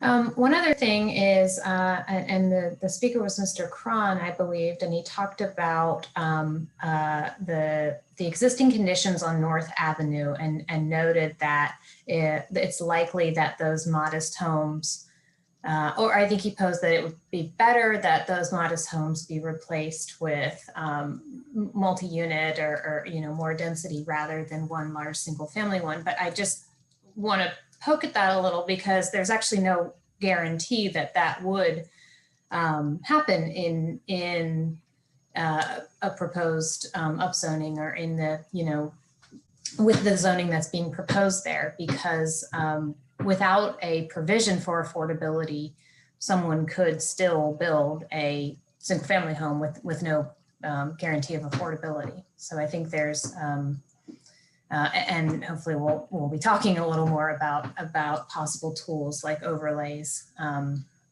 in our input section. I think those are all my direct questions. I did have one other question, and it has to do with the ease of use in the interactive map. I've heard some concerns that the lack of diversity may be attributed to its lack of accessibility, and do we think that the tool fairly represents concerns of all of our community? I think the tool represents those who commented on it, which you're right, based on, you know, we do have some information about the neighborhoods, so we can see, you know, as I think we showed that map, sort of the colored dots showing where people commented. But I think through, you know, there are certainly people we were not not able to reach, and you know, some of the neighborhoods are not as represented through all the different methods. You know, more or less even than they have been in previous phases with this, you know, process. So I think it's certainly possible. You mentioned sort of the ease of use of the map. I know we've heard a couple of similar comments on the survey, for example, that the question, you know, there's sort of a lot to get through, and there is. We put a lot out there to review, and so you know, someone could certainly be turned off by that as well. But that's why we try to provide a lot of different methods for people to give comments. And I think when you look at just the neighborhoods, even, we did hear from different people on each of the different methods. I don't know if Latoya, did you have anything you'd want to add to that? No, I think you covered it, Jenny. Okay. All right, let's move on to Mr. Stolzenberg. Hey, thanks for being here and for all your hard work so far. I don't have much in the way of questions, but I'll toss a couple at you. First off, so jumping off Liz's question about studies on previous general upzonings, I guess my question is, so while it's too soon to say for the few cities, Minneapolis, Portland, now Charlotte, that have gotten rid of single family detached only zoning and what the effects are of that citywide, would you say that, data from places that have had a more localized and not necessarily municipality-wide upzonings or just new construction would be germane and would have like what we would expect to be comparable effects? And is that available? I'm going to thank you for that. I'm going to ask Lee if he wouldn't mind chiming in as our zoning So expert there. I will openly admit that I don't have any studies at my fingertips to share with you, Commissioner. It is a challenging question to look at natural affordability and how to induce that, which is principally what zoning can do. The inclusionary pieces and the funding pieces are ways to get beyond that, but fundamentally we're looking for as much natural affordability as possible. And I don't have a lot of examples. We are hoping to get HRNA back involved in the inclusionary zoning stage. And if that were to happen, they are more likely than I to have actually seen something that has hard numbers like that. And we can certainly reach out to them and ask whether anything comes to mind. Thanks. And could you remind everyone who HRNA is for the benefit of people who just joined the process? Yeah, I'm happy to do that. So HRNA advisors are part of the Seville Plans Together consultant team, and they led the development of the Charlottesville Affordable Housing Plan, which you can find on our website, SevillePlansTogether.com, under both the housing page and I think the documents and materials page. Thanks. So next I have a question on kind of the flip side of that data question. So we think a lot about the evidence we have to support change, but what data do we have on the status quo? Obviously, in the housing market this year in particular, with remote work allowing people to move to the city, we've seen prices growing very fast. Do we have data on kind of turnover of homes, home flips, renovations that have turned previously affordable detached homes in R1 zones into much more expensive detached homes, and just generally on the effects and how we're doing with our current policies? As part of the Affordable Housing Plan, HRNA advisors, again, a member of our team, did some analysis of sort of existing conditions over time. I'm sure you may recall that, sort of looking at how household incomes have changed along with sort of the house of like a median home price, as well as looking at different changes in rental affordability and whatnot over time. But I don't believe they at that point did analysis so much what you're talking about, sort of changes in that sort of citywide, how land use may have changed and how that may have impacted affordability potentially over time. And we have not done that separately as well. Ron, can you remind me if I'm incorrect on that? No, I think that's correct. But I think, sorry to interrupt you, but I would say just in terms of the status quo in general, the Affordable Housing Plan did lay out, a lot of different types of data, looking at housing supply, looking at affordability and displacement, in general, that I think is a really good baseline. And again, that can be found for those who might are unfamiliar. You can find that on the Seville Plans Together website under the housing page. Thanks. And now to change tacks a little bit, looking at the future land use map, I feel like we've heard a lot of concerns from people with the idea that if you have a 4 to 12 unit per parcel limit, that people could combine a bunch of parcels and build a much larger building. So, combine 10 parcels and build, 120 units or something, or 4 parcels to 48 units. My reading of that map is that would be 12 units per parcel. And if you combine parcels, you still only get 12 units and have halved your overall ability. Is that how it's intended, or which way is it intended? You're definitely right, Commissioner. That was how it was intended. Those are per lot.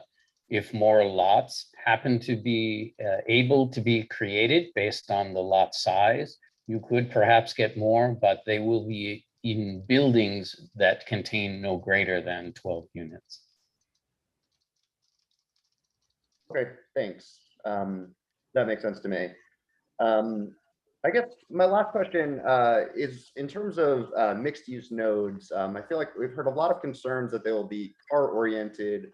I've heard them referred to as shopping centers. A couple of them are located near the bypasses. What's the intention for those nodes in terms of who they're meant to serve and how people are meant to get there? Ron, would you like to respond to that? Yes, so the neighborhood mixed-use nodes are intended to be walkable mixed-use centers that can support neighborhood serving retail services. Think of a place to get a cup of coffee, dog groomers, perhaps small offices. So they're meant to be places for the community. They are located in areas that do have visibility. We know that retail survives and thrives when it does have visibility, vehicular access. So we do have to put them in locations that have good vehicular visibility, but we also want to maximize alternate ways to get to these locations through bicycle and pedestrian access as well. So we've looked at it holistically as to, with the increases of intensity that we're calling for, particularly with the medium intensity residential areas, that we do have these places of convergence where we have more intensive mixed use activity. And we're not thinking in along those lines, we heard a lot of concerns around gas stations, shopping malls, large parking lots out front. That's definitely not our intention. We want good urban form, good urban design, walkable, bikeable places within these communities. And that would not be our intention to have those undesirable commercial uses. And through zoning, we can regulate how and what's allowed and how that form take place within these mixed-use districts. Thanks. And actually, one last question. On the subject of student housing, some people have said that the goal of this plan is to spread student housing into more neighborhoods. I saw some dots of concern about student housing up in Greenbrier and down in southern Fry Spring. What are the anticipated changes in housing availability within current existing student areas in this plan? And is there intent to spread them out? And what do you think the effects of the plan will be?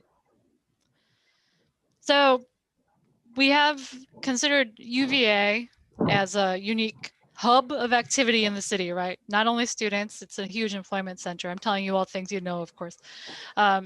So we have considered how we know neighborhoods near UVA have likely seen a lot of development that feels sort of university oriented, but recognizing that if there are more people living closer to where they work, where they have to go on a daily basis, that can help address some of those goals we've talked about, reducing vehicle miles traveled, addressing some climate goals and whatnot.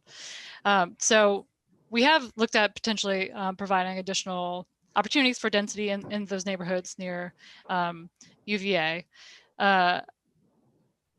Again, not only for students, although students certainly need housing too, but also looking at people who work around there.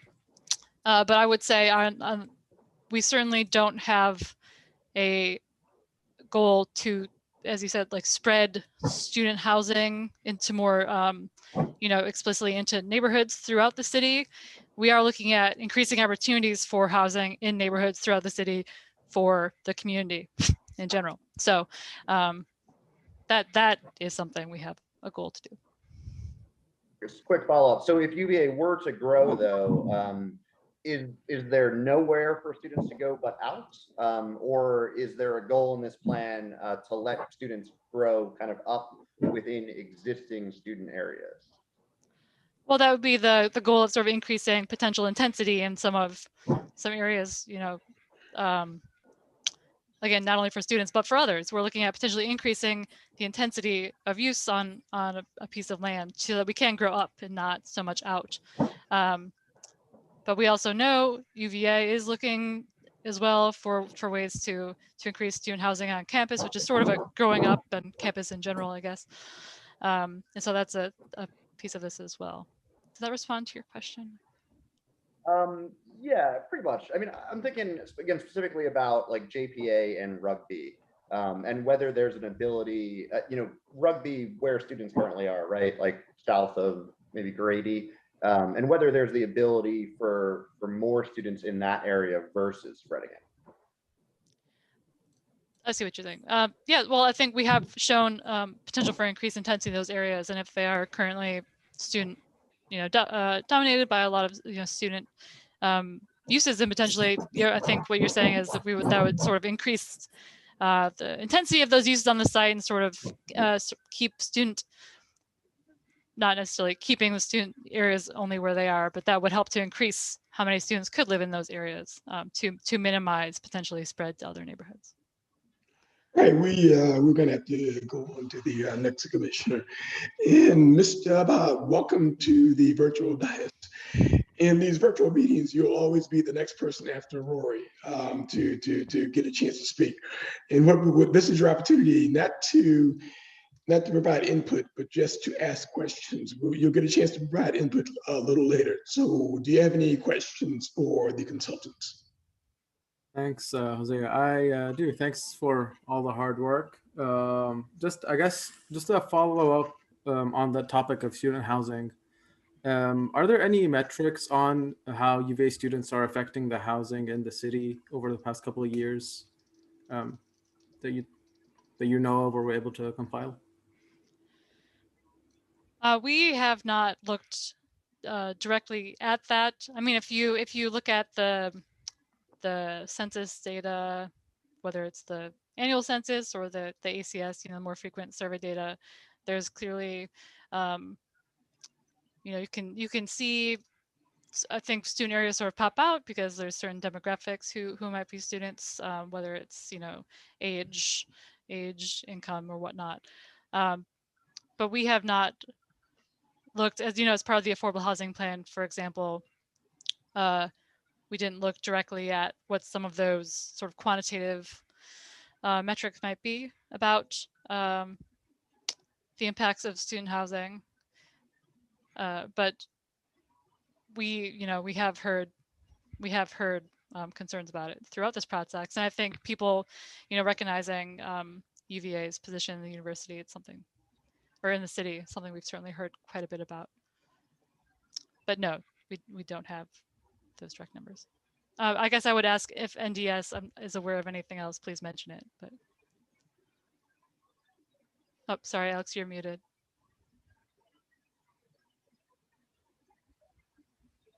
Yeah, there is no specified metrics, but the housing needs assessments that was prepared by PEP, Partners for Economic Solutions, indicated that one of the contributing factors in the affordable housing challenges the city is having was UVA.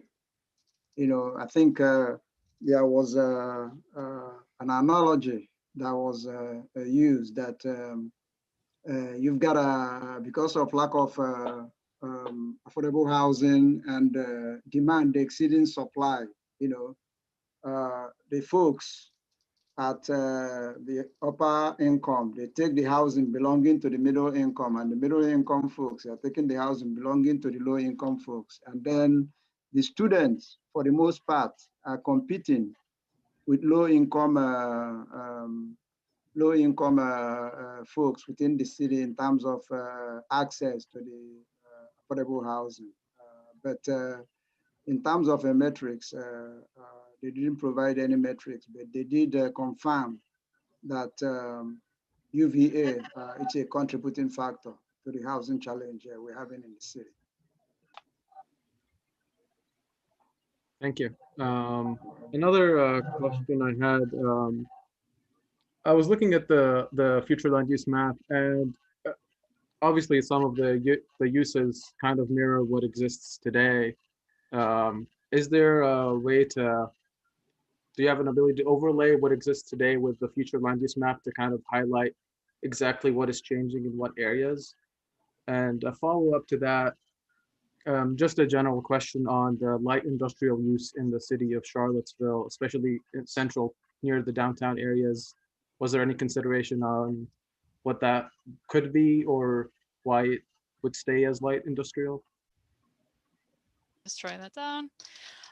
Yeah, so to respond to both of your questions, Ron, I'll take a stab at it, but I'd love, feel free to follow up if I miss anything. So in terms of, looking at comparison of the draft future land use map to the current land use map, which I guess is sort of that's sort of the closest thing we have, I guess, to today. Or the other thing we can compare it to is we've done some mapping of, tax assessment data where we can, see what's on the ground. But what we did during the this most recent public, community review period was in the webinar, we had a comparison of the future land use map, the draft, with the 2013 version, the current. So that's in the webinar slides.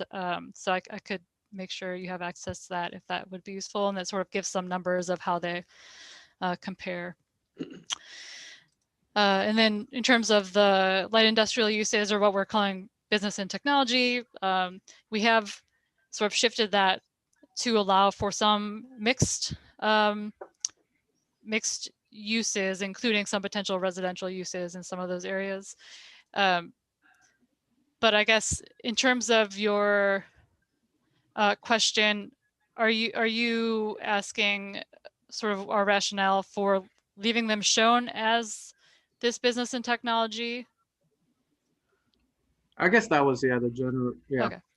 So that was, recognizing we've talked a lot with staff in this process, including with the Office of Economic Development. And I know they feel strongly that there's a need for that type of land use in the city. And so we have identified some areas where we think we could switch over to like a mixed use node or corridor, for example, but we have kept some of those areas because of those conversations we've had about the importance of those areas for jobs and whatnot. Thank you. And sorry, last question.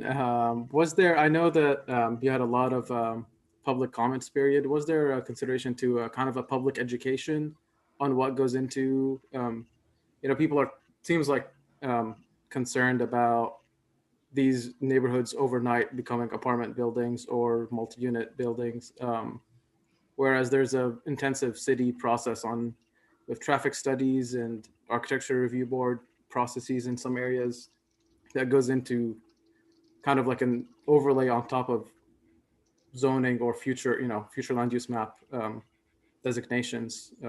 I just think, I guess I was asking if that was on the table, or was that a consideration? Yeah, we have talked about sort of the process when we talk about the land use map.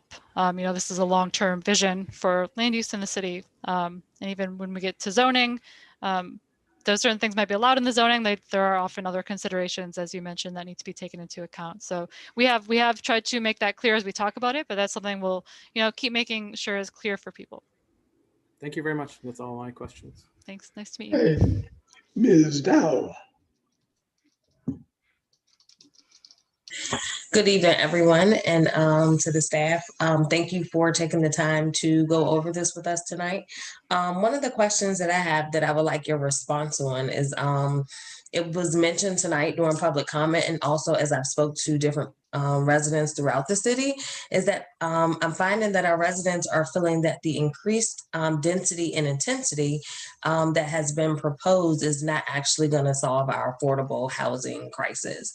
What is your response to that for our constituents? Thanks for asking this. So we tried to be very explicit when we talked through in the webinar, for example, to mention that land use is not the solution on its own to affordability. I think it's great people are recognizing that and flagging that, but it's just we're trying to use land use, potentially allowing for increased intensities throughout the city or some mix of uses that will need to be paired with financial support and initiatives and, you know, other support in other ways from the city. So I certainly would agree that land use on its own will not achieve all of the affordable housing goals that are out there. So I appreciate that people recognize that as well. Thank you. Thanks, yeah.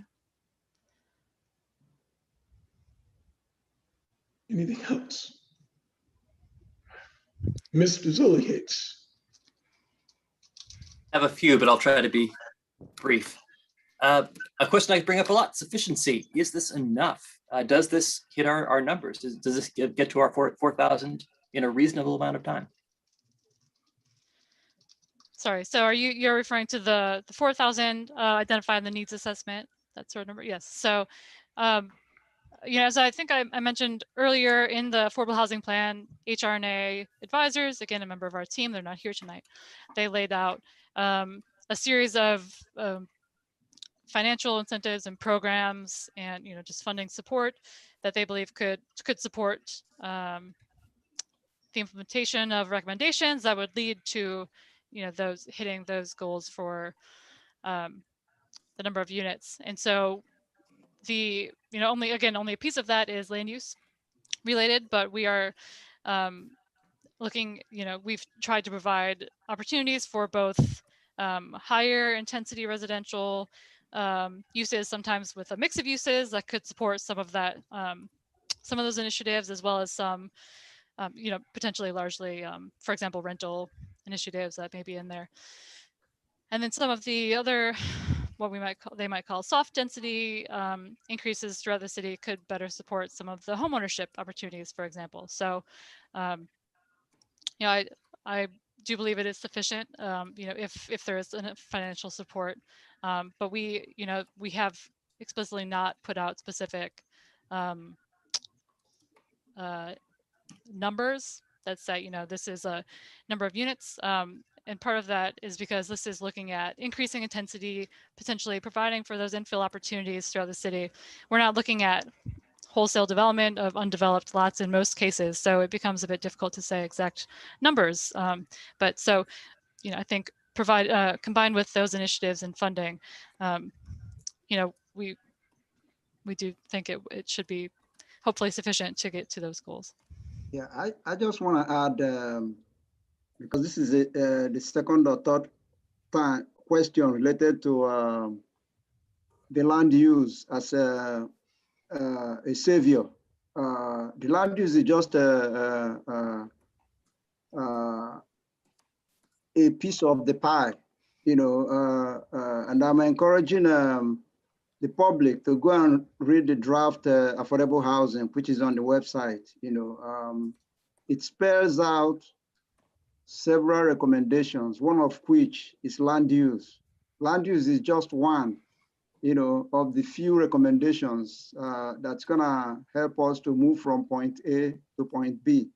You know, you've got subsidies, you know, when you talk about affordable housing, land use is not gonna get it because the people you are looking at providing housing for, you know, it's an expensive proposal. So there has to be a lot of government subsidies in order to prop up, you know, the developers to be able to leverage their resources with the city's resources.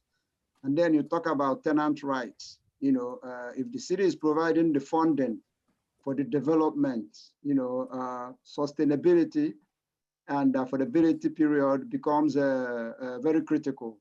And then with cities' investment, we'll be able to accomplish that.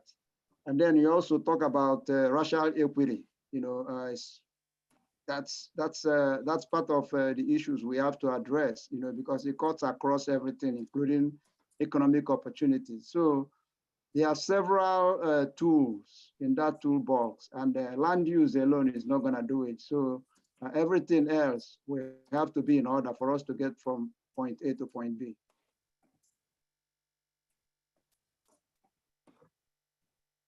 The implementation section, we've been talking about it for a long time. I get a lot of questions about sidewalks, protected bike lanes, off-street bike paths, transit, thoughts about a circulation plan. How is that going to work? Sorry, writing this down. The development of the implementation chapter. You're speaking. So, for example, the projects you mentioned are transportation or mobility related, certainly, and we will be working with staff to identify those projects that, it's a piece of what needs to go into the comprehensive plan is a list of projects. We will be working to, in general, more generally about the plan, that chapter, throughout the topic specific chapters of the plan, we did in this plus engagement period provided some really high level implementation information within there. So what we'll be doing is taking a lot of that and sort of compiling it and adding potentially additional information into the implementation chapter, identifying some key priorities that maybe need to fall to the or rise to the top of the list as well.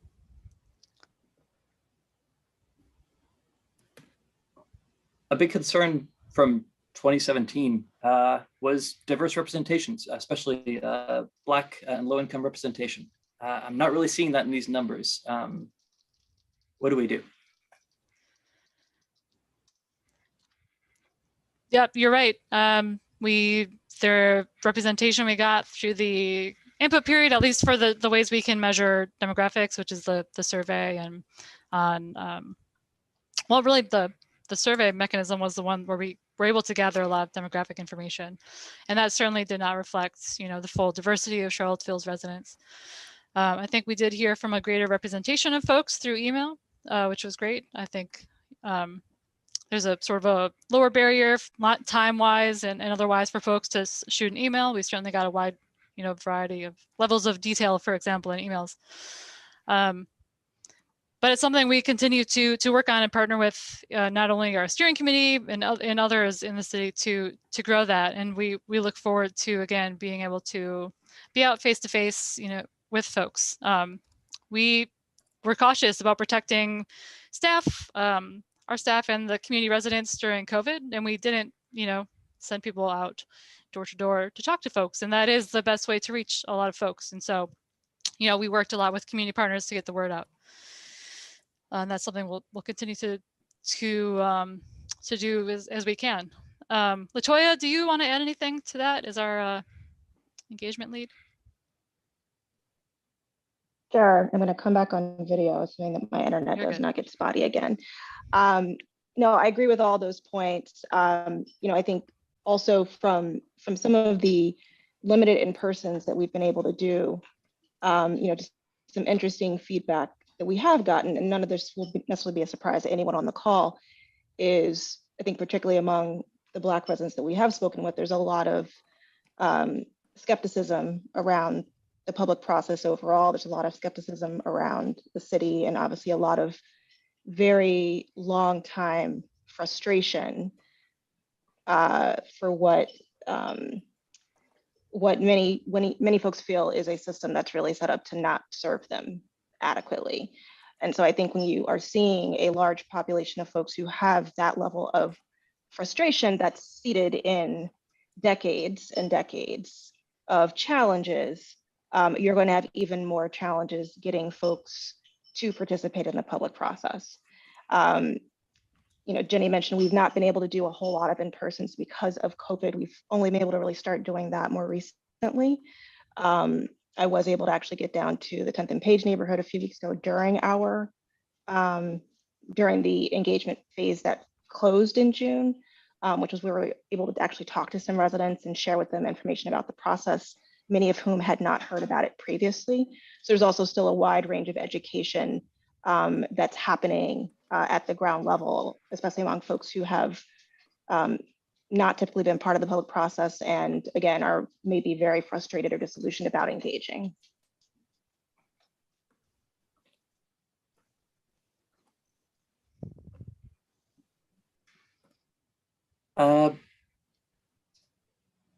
Let's just cut into the last one. We've talked a lot about allowing 4 homes. I've gotten a lot of public comment about allowing 4 homes citywide. A lot of concern about this as well. Can you talk about sort of the public health and safety costs and benefits of allowing 4 homes citywide? I guess I'm going to offer up to Ron or Lee. Would either of you like to speak to this question? or Happy to chime in. This is Lee. The reason for looking at the idea of 4 homes is that it is probably the maximum that a typical lot could accommodate. And that would probably mean not only additional new construction on the site, but then splitting up of the original house potentially as one of the ways to get to additional units. 4 is a maximum. We wouldn't expect that on every site immediately. Just a modest suggestion of the pace of some of this.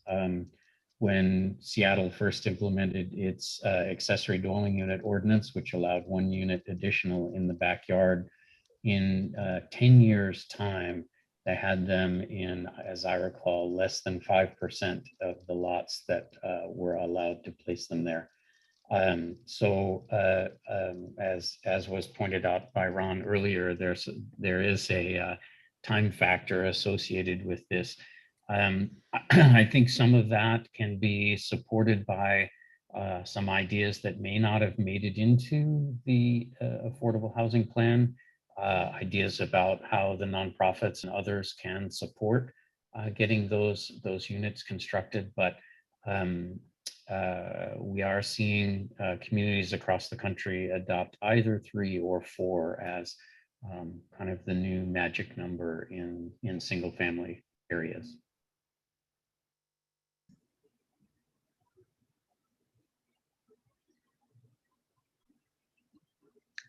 The fact that you're on mute means that you've asked all your questions, Mr. Zilietz. Ms. Dillahendra, you've been waiting so patiently. Thank you, Chair. And thank you, Jenny and Ron, for the presentations. As we know, the draft plan that the consultants have put forward has quite a few areas of what is currently R1 districts, detached single family, shown as being converted to a medium intensity residential, allowing up to 12 units at 4.5 stories. For me as a design professional, this seems like a drastic change.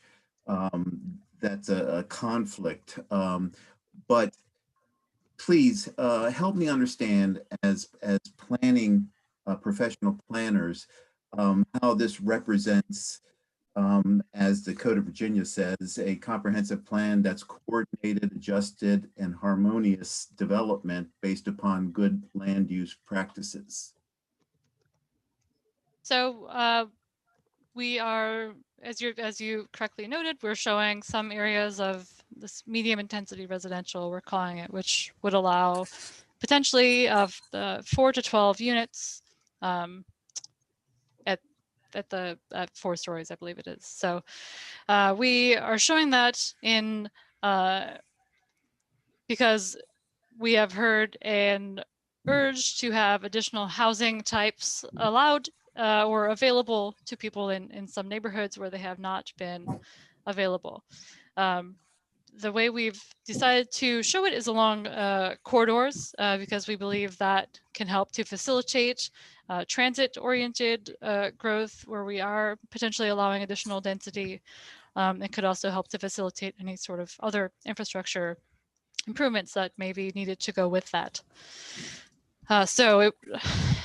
From our mind, showing this sort of corridor perspective is one way we were trying to do that. Ron, did you want to speak to that? Yes, in the future land use map, it's very general, and we have ranges in heights up to 4 stories, up to 12 units per lot. And that allows us greater flexibility to establish more defined zoning districts in the zoning phase, because just due to the general nature of the future land use map, we kept it in ranges as far as the intensity at this point. And we understand, and I recognize that it certainly would not be appropriate to have 4 stories in every location that we're showing medium intensity residential, because it would be out of character, out of scale, and just not be fitting of that community fabric.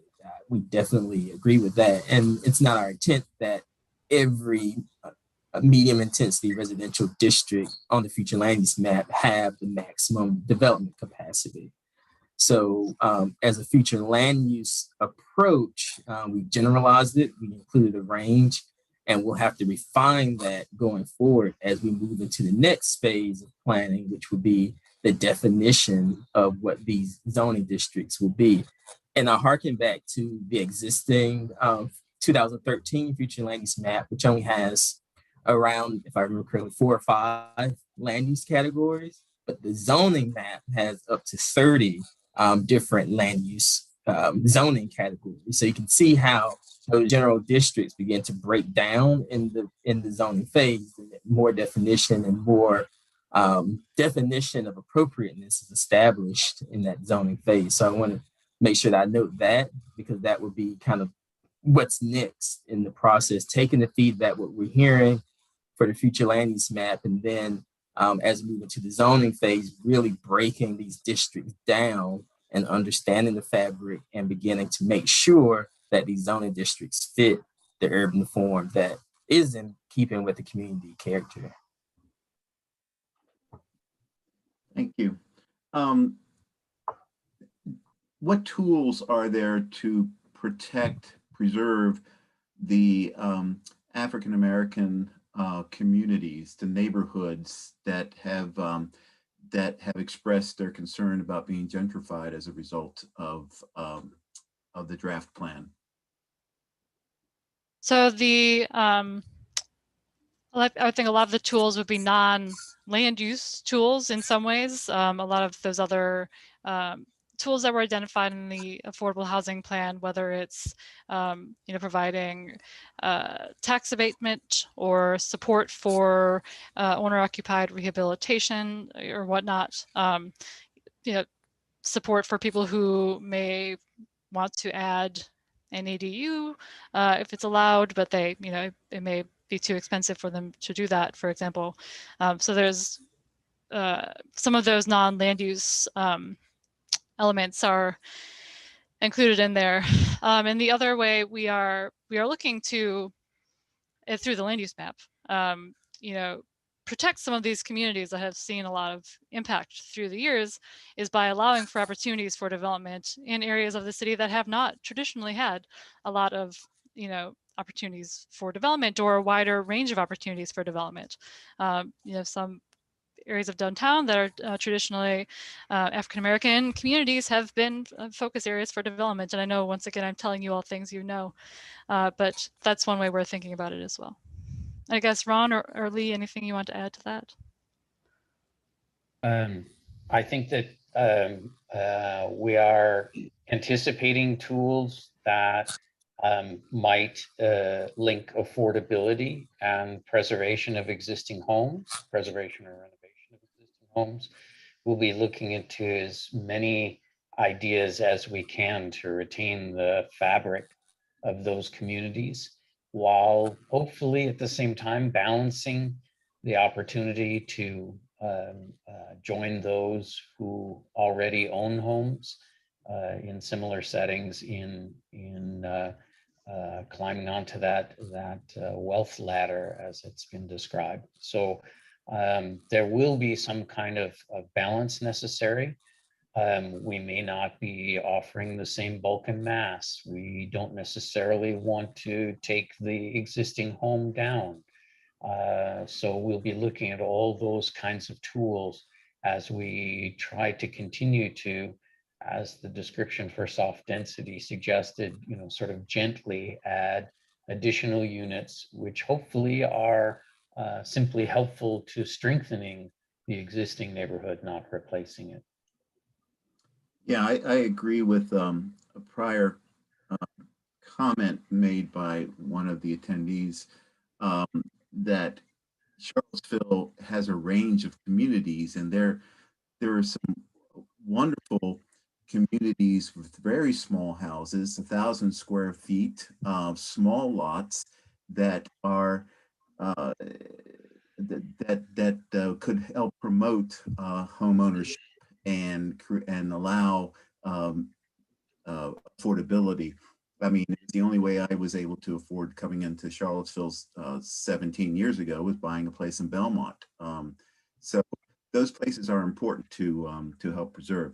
Lastly, so you all gave us an analysis of all the engagement comments. What have you all thought, or some of from the things that you've seen, have you had discussions about what it is you might change about the draft future land use map that's out there now as a result of what you've seen? We've had conversations about it. No, I mean, no, in general, I mean, of course, it's something that's always, you know, we're all thinking individually, I think, as we read through comments, but we have not had any formal discussions about it. I was a little flippant there. I just meant to say, you know, on and off, Ron and I have, you know, exchange ideas or whatnot, but we don't have a formal, we haven't touched it yet. We don't have any formal recommendations, partially because we wanted to hear from you all, but partially because we also want to, as I mentioned earlier, go through everything again and make sure we've fully kind of absorbed what we've heard, because there were a lot of really thorough comments. So I would say that, yeah. Good. But in addition to hearing from us, I would certainly like to hear from you all as the planning professionals, what your response is to these comments and the future land use map that they're commenting upon. So I look forward to hearing you all give those recommendations. We look forward to sharing them. Anything else, Johnny? No, sir. Right. So after the discussion about the restricted covenants, I've gotten a lot of texts and I've gotten a few private chats that would like to know a little bit more about the restricted covenants and the way they impact what we do. Our chief legal officer wrote a pretty good opinion as it relates to the way they impact the way we ought to think. What I suppose we ought to do, Ms. Creasy and maybe Lisa, you can help me with this, is put that someplace on the website so people can look at that and maybe advise them as to where they might go to look at it. Ms. Creasy, can we? That'll be fine. You can put it on the website or, you know, otherwise make it available for anybody that would like to read it. That would be fine. Okay. All right, thanks. All right, now the fun part, input. Why don't we go all the way down and begin with Ms. Russell and her input for the consultants. My input is going to sound like a question because it is a question that I forgot to ask. But I think it is prudent that we talk about, in advance of a presentation that I understand will come next month, generally, you know, understand what might be feasible within, you know, what might be gain, what might be lose in around the conversation of a affordable housing overlay. I also would throw in there as an alternate or addition, supplement, some sort of a conservation and or demolition overlay. But generally the question is what might these overlays offer?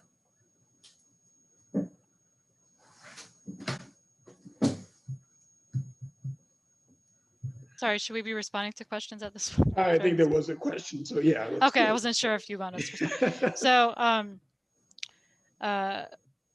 I think for those who may not be aware of the affordable housing overlay you mentioned, there has been a proposal that has been discussed with the Housing Advisory Committee that will be discussed on the next Planning Commission meeting, correct?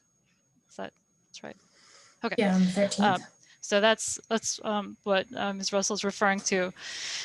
And we have in the land use chapter, we did provide, looking forward toward the zoning, we have provided recommendations about considering some sort of overlay in terms of affordability. So, you know, in terms of what these overlays may offer, you know, they could, it varies depending on what the, you know, what would be in it. But in some ways it can provide,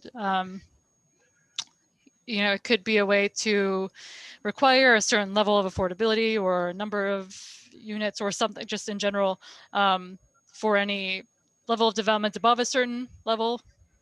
For one example, you know, you mentioned conservation or demolition overlays. There certainly can be overlays that sort of are on top of zoning that could provide some protections for different concerns, you know, that we've heard. So I think we certainly don't want to get too much into the other affordable housing overlay that's been proposed, but we, you know, certainly look forward to those discussions as well. Thanks, Jenny. I mean, generally my input would be that I have concern that density for density's sake will not result in what we are trying to achieve, and that something like an affordable housing overlay could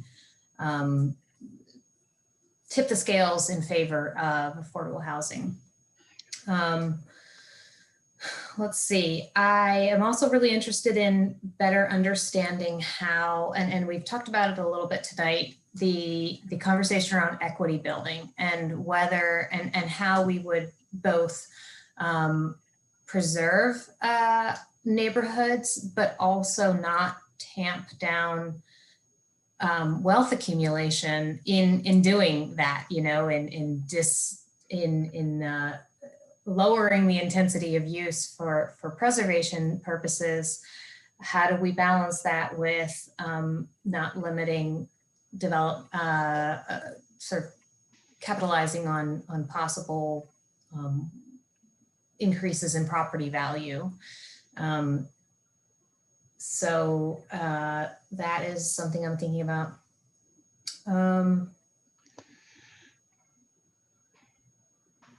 And I just want to reiterate Lee's and other points, and also Alex's point about needing more in our toolkit, that the land use really can't do it all. And I know it's taking up all the oxygen in the room, but the affordable housing plan, I really want to the capacity that I can ensure that it doesn't get put on a shelf, because there's so many other tools that need to supplement the land use changes. That's all for now. Thank you.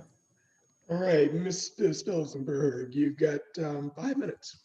Yeah, thanks. So at this point, I've read, I think, every email. I read through the spreadsheet of all the survey comments, and I think I looked at everything on the map. So I've definitely heard some main themes coming forward of specifically what people are worried about. So to me, it seems like we have three main sticking points. So the first is going to be medium intensity, that light brown for those small apartment buildings throughout the city. For that, I've heard two concerns.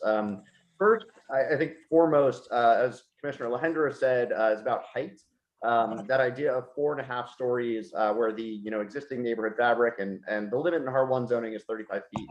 And what I've also heard from some people is that the way the International Building Code is written, to go to a 4th story, you need to add an elevator in an apartment building. And so to add 3 units to get to 12, no one's going to do that. So to me, I think it would make sense to lower that to 3 or 3.5 stories for apartment buildings. And then the flip side, my understanding of why that's in there is to enable the stacked townhome format, which is a housing form that we don't really have in the city yet. We'll have some in Flint Hill. We don't see reflected in this land use map, but is the most affordable housing form for home ownership. I think we saw from the RST development in the county, and they're building some in Brook Hill, it's affordable about 80% AMI at market rate. So I think preserving a height for stacked townhomes and then lowering it for apartments makes sense. The other thing I'm hearing from some neighborhoods and some streets is that they feel that they were singled out, that they don't understand why their street is light brown and the next street over is not. Lewis Mountain doesn't understand why most of Lewis Mountain is light brown, others are not. And to me, I think a 12-unit apartment building or a 6-plex or an 8-plex is small enough that it doesn't really have, any super appreciable adverse impacts on the neighborhood. And an apartment building, a small apartment on your street is not going to hurt you. And as well, there are some concerns about physical constraints on lots. We have site plan review processes that will ensure there's adequate infrastructure, sewer, water. There won't be traffic concerns. To me, I think the framework proposed by PAC makes sense in that it's less prescriptive of places and lets the kind of thorny details of exactly how many units anywhere go up to the actual constraints of actual lots. So I like that approach. I think it makes sense.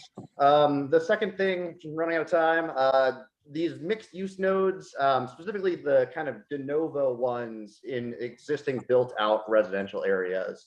To me, as I said in my email on April 8th, like it seems like we're kind of throwing darts at the map or on May 5th rather, and we're kind of saying this is going to change over time and not letting it happen organically. I'm having a hard time understanding like why we would pick specific places rather than let commercial uses arise kind of from scratch.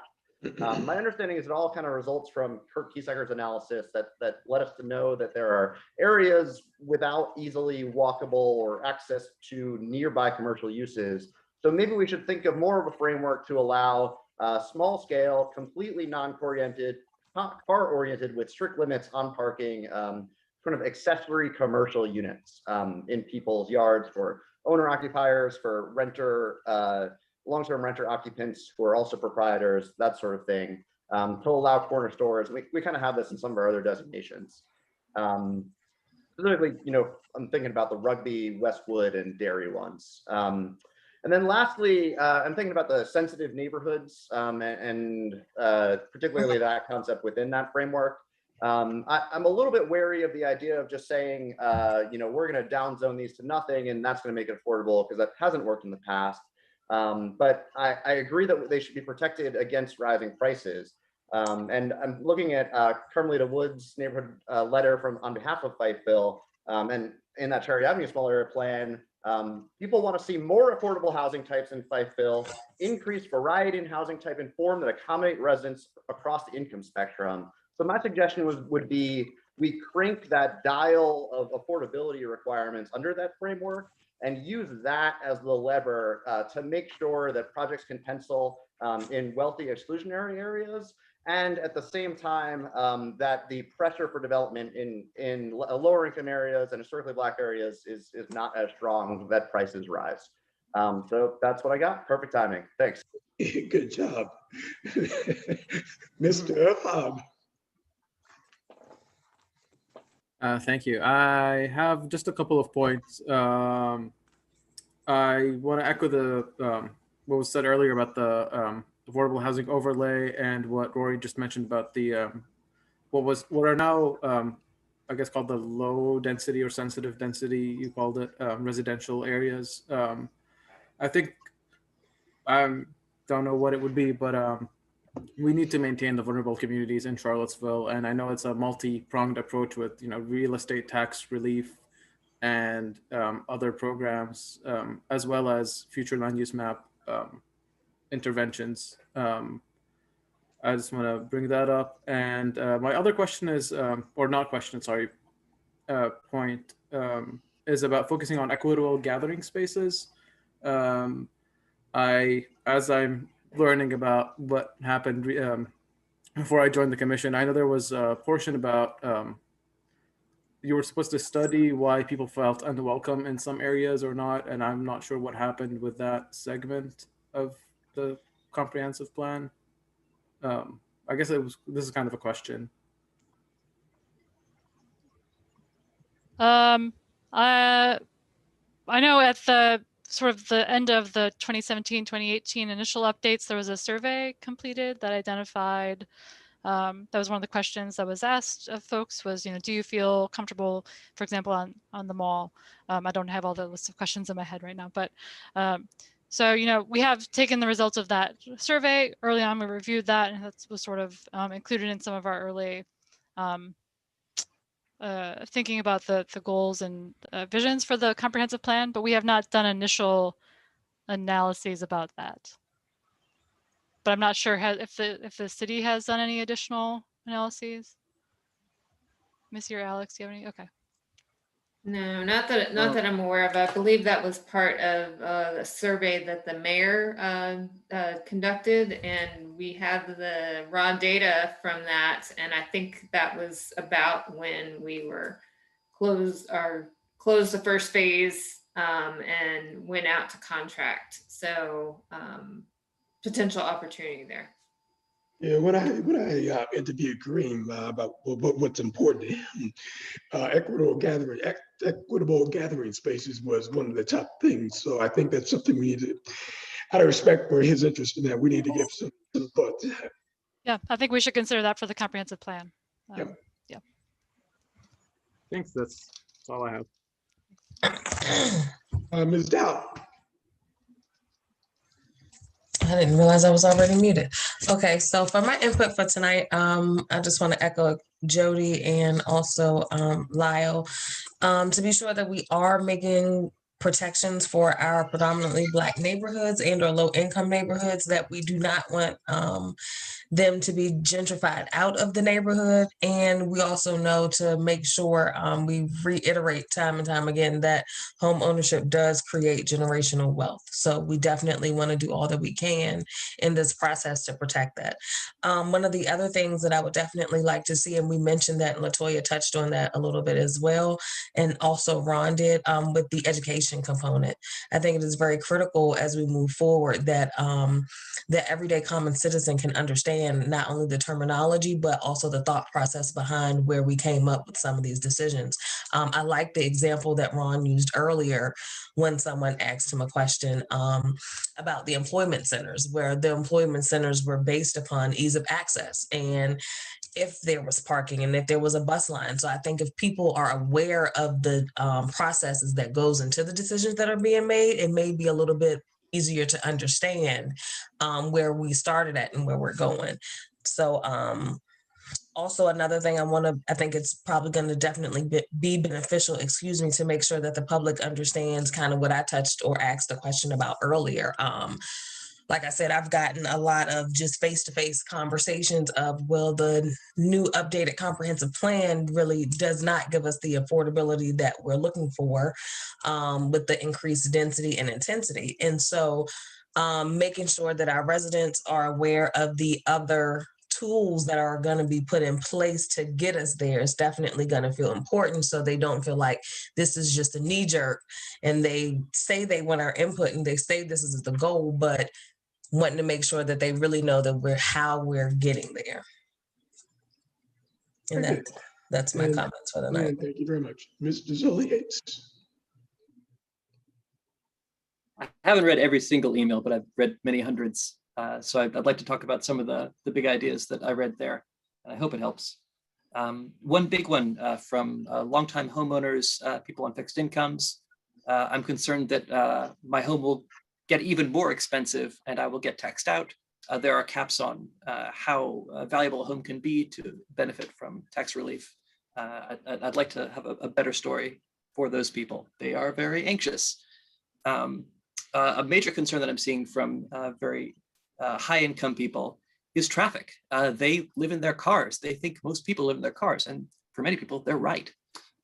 They're skeptical that we're going to make a transition. And based on our past, they've got a good argument, really giving them a clarity that actually we are going to get out of our luxury trucks, and how and when I think is going to be very important.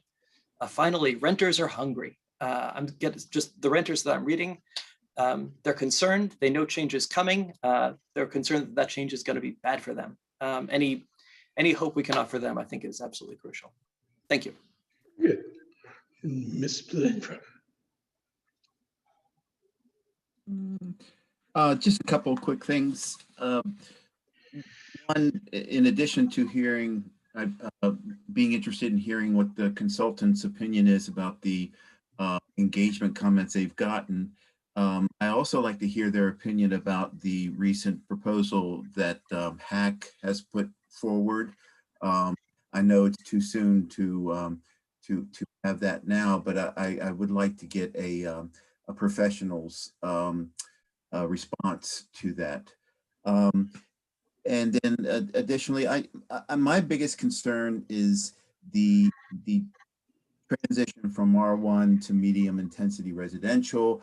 I'd love to see that scaled back. What's being currently called for medium intensity residential, or to create another category so that the medium intensity residential is more targeted to specific areas, and that there's another category in between general residential and medium intensity for a more gradual increase in additional units. That's it. Thank you. And thank you very much for your hard work. And thank you, Jody. Most of what I've got would be redundant, but there are a couple of things that I think I'll reiterate because I think they're important. The first is the protection of the low-income communities. We, whatever we do, we've got to protect them from gentrification as we go through the land use process, and as well as we go through the rezoning process. So that's got to be written into this. The protection of that has got to be written into this.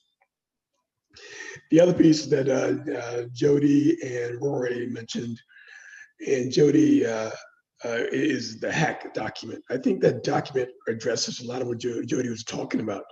The ability to protect the low-income communities, but be a little more thoughtful in the way we increase density in places like Greenbrier and Lewis Mountain Road. Still want to do something there, but the HAC document, I think gives a lot of thought to that. So I'd love you guys to take a look at that and come back and give us some feedback on that. The other thing that we haven't talked about as a group, but I want to remind the consultants, and I'm sure they know, the city can't do this by itself. It's got to be done with the university. It's got to be done with the county. The university has already agreed or announced that they're looking to add 1,000 plus affordable housing units over the next few years. The county is under huge pressure as relates to the urban ring and what's happening there.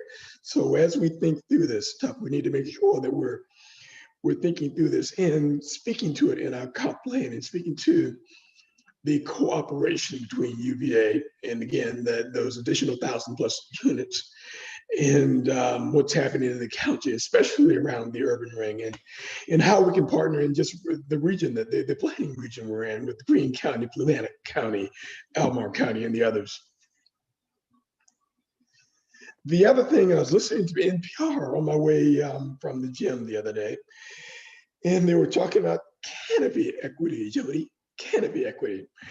And they were talking about the fact that there's lots of lush canopy in the wealthier neighborhoods, but in the lower income neighborhoods, there is not the type of canopy that we like to see there. And canopy does lend to well-being, health, and just feeling better about your environment. So I'm not sure what chapter this is in. Maybe what chapter would that be in, Jody? But anyway, whatever chapter that would be in, I think we need to lend some thought to canopy equity as well. And it kind of ties into Kareem's idea about space equity or location equity. Going to give commissioners one more opportunity to offer input, and then we're going to take a 5-minute break because we want to be very attentive to the public input that we're about to get. So any other thoughts from commissioners? I guess I just toss in, and some of the surveys or comments, there were specific groups for the Hinton Avenue Memorial Church and the Park Street Christian Church asking for high density residential in their properties to encourage the affordable housing projects they have for seniors and for folks with developmental disabilities. I think those are good changes to make. And Leslie, I think for high intensity residential, in some of the places, especially the student areas, where we want to corral them in, I think it might make sense to go a little bit more intense. Some of the discussions from the 2001 rezoning that Lyle has been digging up, we're contemplating 7 stories near JPA. And I think it makes sense to keep students hemmed in their area for exactly all the reasons commenters have said about having concerns. That said, I do think there's some tweaks that need to be made around like Tunlaw Place to scooch that in a little bit. Anybody else? All right, why don't we, and please make it 5 minutes because we got people waiting to speak to us. We don't want to keep them waiting. Please rejoin in 5 minutes.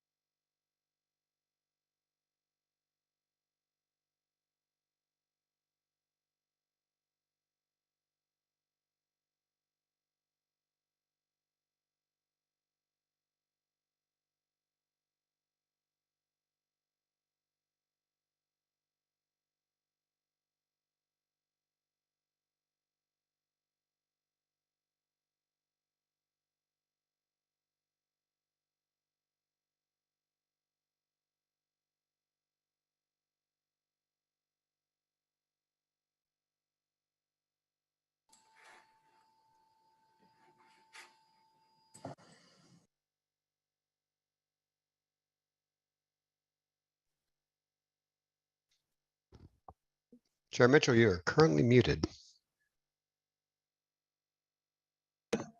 Hey, thank you. I was kind of talking to myself anyway.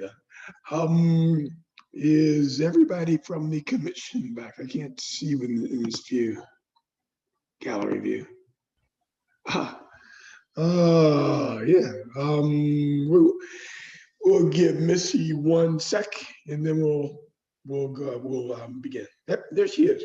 And Chair Mitchell, can we clarify maybe the whether we're letting people speak multiple times? I see there's a few people in the. Oh yeah, I mentioned that. You probably didn't hear me, but I mentioned that we will let them speak again in this session, but they only get to speak once in this session. There were a couple of people that spoke twice in the last session, and Mr. Rice, we need to just let them do it once. Sounds good, Chair Mitchell. Are we ready for public comment? We are. And next we have Andrea Massey. Andrea, you're on with the commission. You have 3 minutes. Hi, you can hear me? Yes, welcome. Great, thank you. Thank you all for your work on this.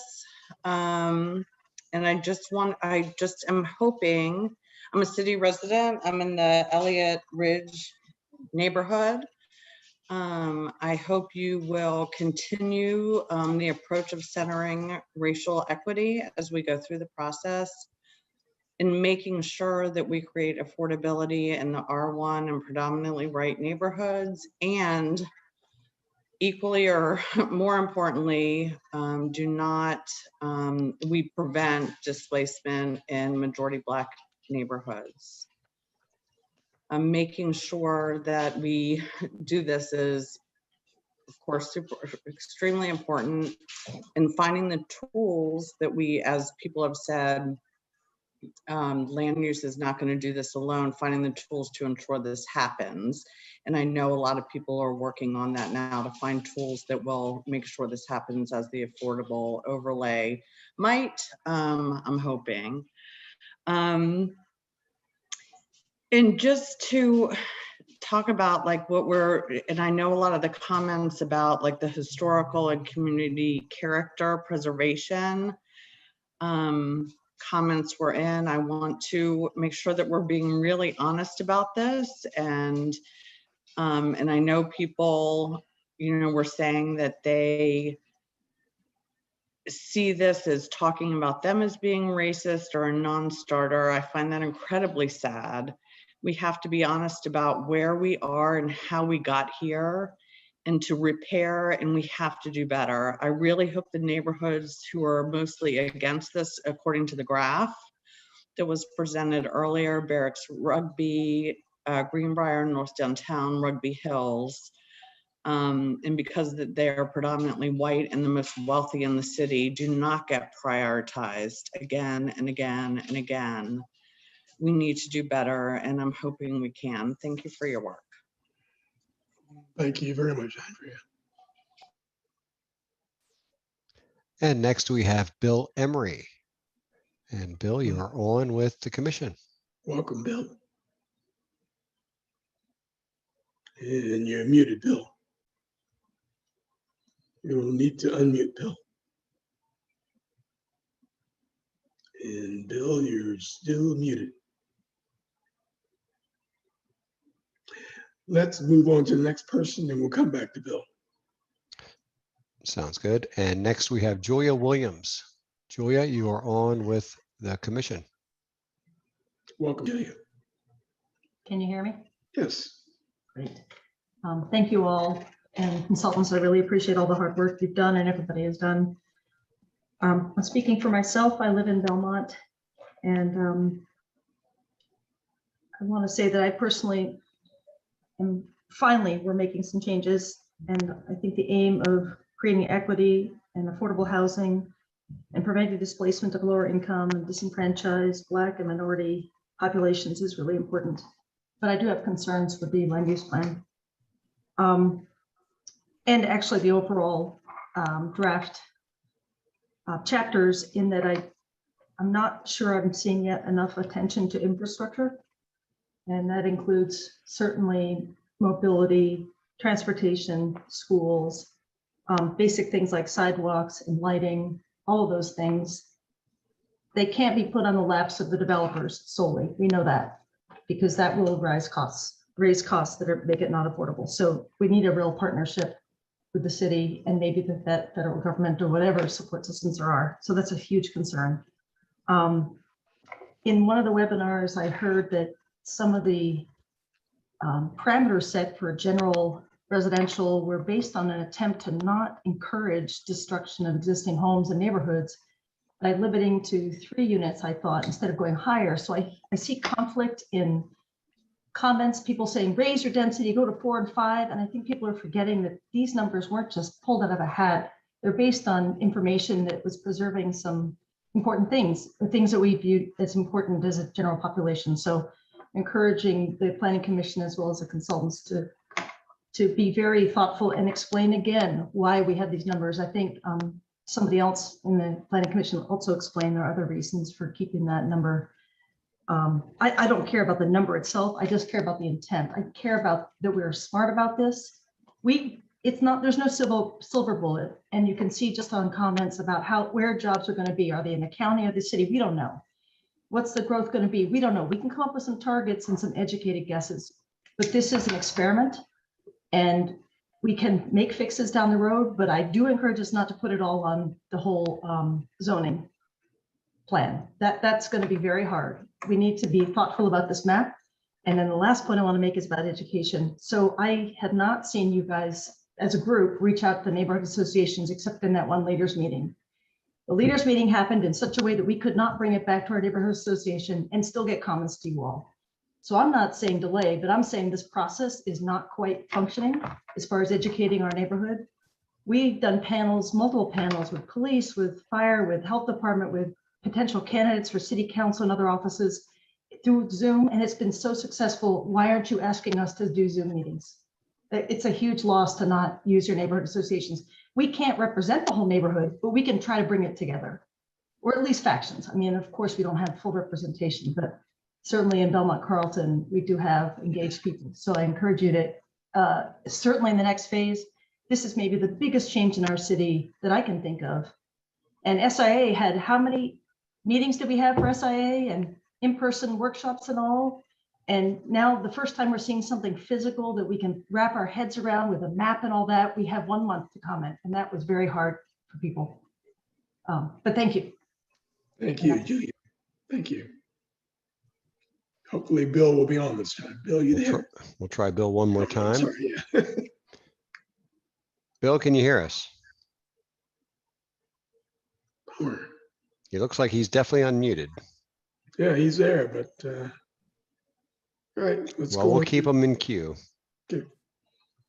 Next is Crystal Passmore. Crystal, you are on with the commission. Hello, can you hear me? Yes, welcome. Thank you. Thank you for having me. As a person who's lived in the city for over 8 years and who's rented the whole time, I got married in the city. I had a baby while living in the city. I have a 3-year-old toddler, and we're still renting in the city. So as a renter, it's frustrating to hear people who own their homes say they can't imagine who more houses would benefit. Almost half the residents in the city rent, and rents have been rising quickly, and supply is very limited, a lot because of the current zoning plan. What we currently have, supply cannot keep pace with the increase of workers in the city. The city artificially limits the number of houses we build and often only allows the least affordable type of housing, which is single family. So about half of our current residents would benefit from more housing, which would take pressure off a few units we currently have. On top of that, more housing would benefit people who work in Charlottesville and who would like to live in Charlottesville but can't currently afford it, and therefore they live in Albemarle or the surrounding counties. Allowing more housing in town would benefit people who cannot currently afford to live here, but who do currently work here. We have a lot of people who commute in, but would like to live in town. It's also frustrating to hear people say that increased housing in the city would increase traffic. without recognizing that pricing people out of the city means people have to commute from even farther distances. People are more likely to walk or bike or bus if they live in the city near their jobs. People are not going to walk to Charlottesville. They're not going to walk to work if they live in Crozet or Flavanna. So if you want less traffic, you have to allow more people to live here where they work. The young professionals I work with, many of them like to bike to work, but they can't find available 2-bedrooms in town. They would benefit from allowing more housing. The women who watch my kid at the YMCA at daycare, drive in from Green every single day, they would benefit from our housing. It's an equity issue. It's a quality of life issue, getting people out of their cars more. It's also an environmental issue. We can literally cut car emissions if we allow people to live near where they work. I don't think the plan currently goes far enough, but I think it's a step in the right direction. And I don't want to see it watered down. Thank you for your work. Thank you for taking my input. That's my comment. And thank you very much, Chris. Next, we have Annie Kim. Annie, you're on with the commission. Welcome, Annie. Thank you so much. I know it's been a long night and I do not envy you your task. It's a really difficult one. I want to urge you, first of all, to think about that old cliche about don't lose sight of the trees I'm sorry, the other way around. Don't lose sight of the forest for sake of the trees. And I think I'd reverse that here too and say you must also, as planning commissioners, be very well attuned to the facts on the ground. There are many trees, of which I am one, and we have many different interests. So I want to tell you a little bit about who I am and where I live in my neighborhood. I am a first-generation Asian American immigrant, a first-generation college student. I attended UVA and I work at UVA. So I have a deep investment in the community and in the university. I own a very modest home of less than 1,700 square feet in what I think is a modest neighborhood in Venable. It's actually Tunlaw Place, a street that was just mentioned by Commissioner Stolzenberg. And I don't know if you've been to Tunlaw Place. Many people have not, because it's a street of 4 properties, 3 of which are currently single-family homes, and 1 of which is a duplex rental townhouse. If you walk down my street to where I live, which is at the bottom of a hill, you might actually mistake it for a private driveway. The street is so small, it doesn't look like a city street. And we are hidden at the bottom of this street. The street, as it extends up the hill, is so narrow that the many dog walkers who walk down our street at different times of day have to clear out to the side and hug the stone wall on one side of the street if a single car passes by. We already have parked cars all along one side of that street. That, in a nutshell, is Tunlaw Place.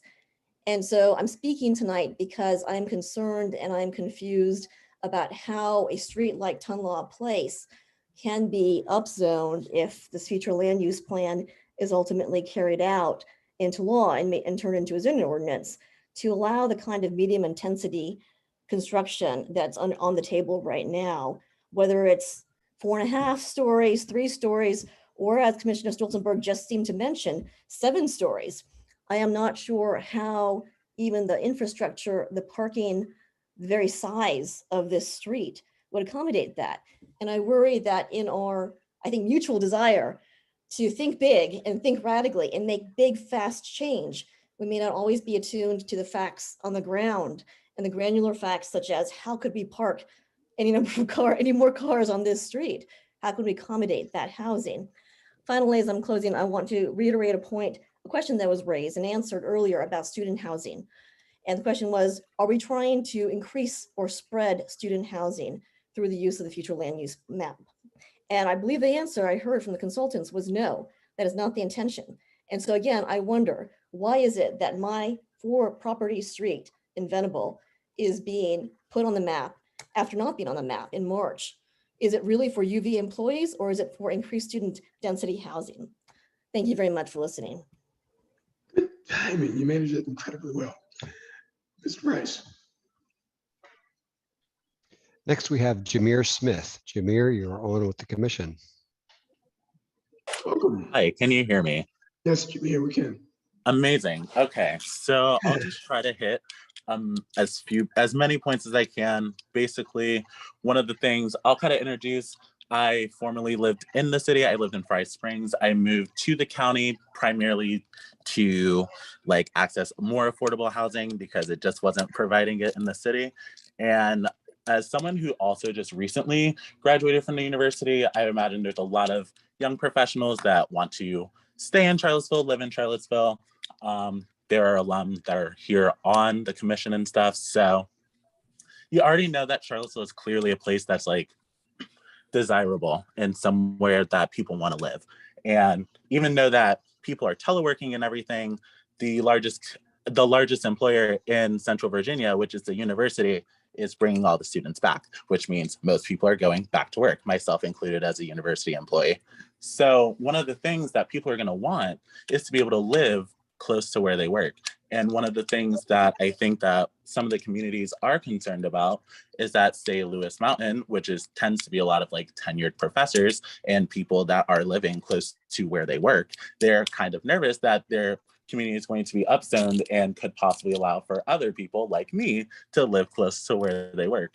And I think it's interesting that a lot of the communities that are further up north of the city, like Barracks Rugby and everything, are more worried about student encroachment, when I can say for myself and a lot of my peers that we want to live within a 15-minute walking distance or a high frequency bus, and that community currently doesn't allow that.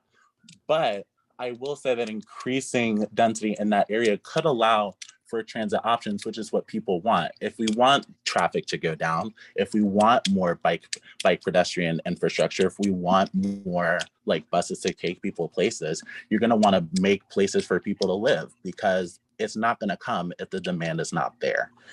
And honestly, I think that one other thing I'll probably say is that, especially if the university is going to be the good neighbor and they follow their 2030 strategic plan with second year staying on grounds, one of the things we're going to see is a possible like opening up of apartment complexes in that area.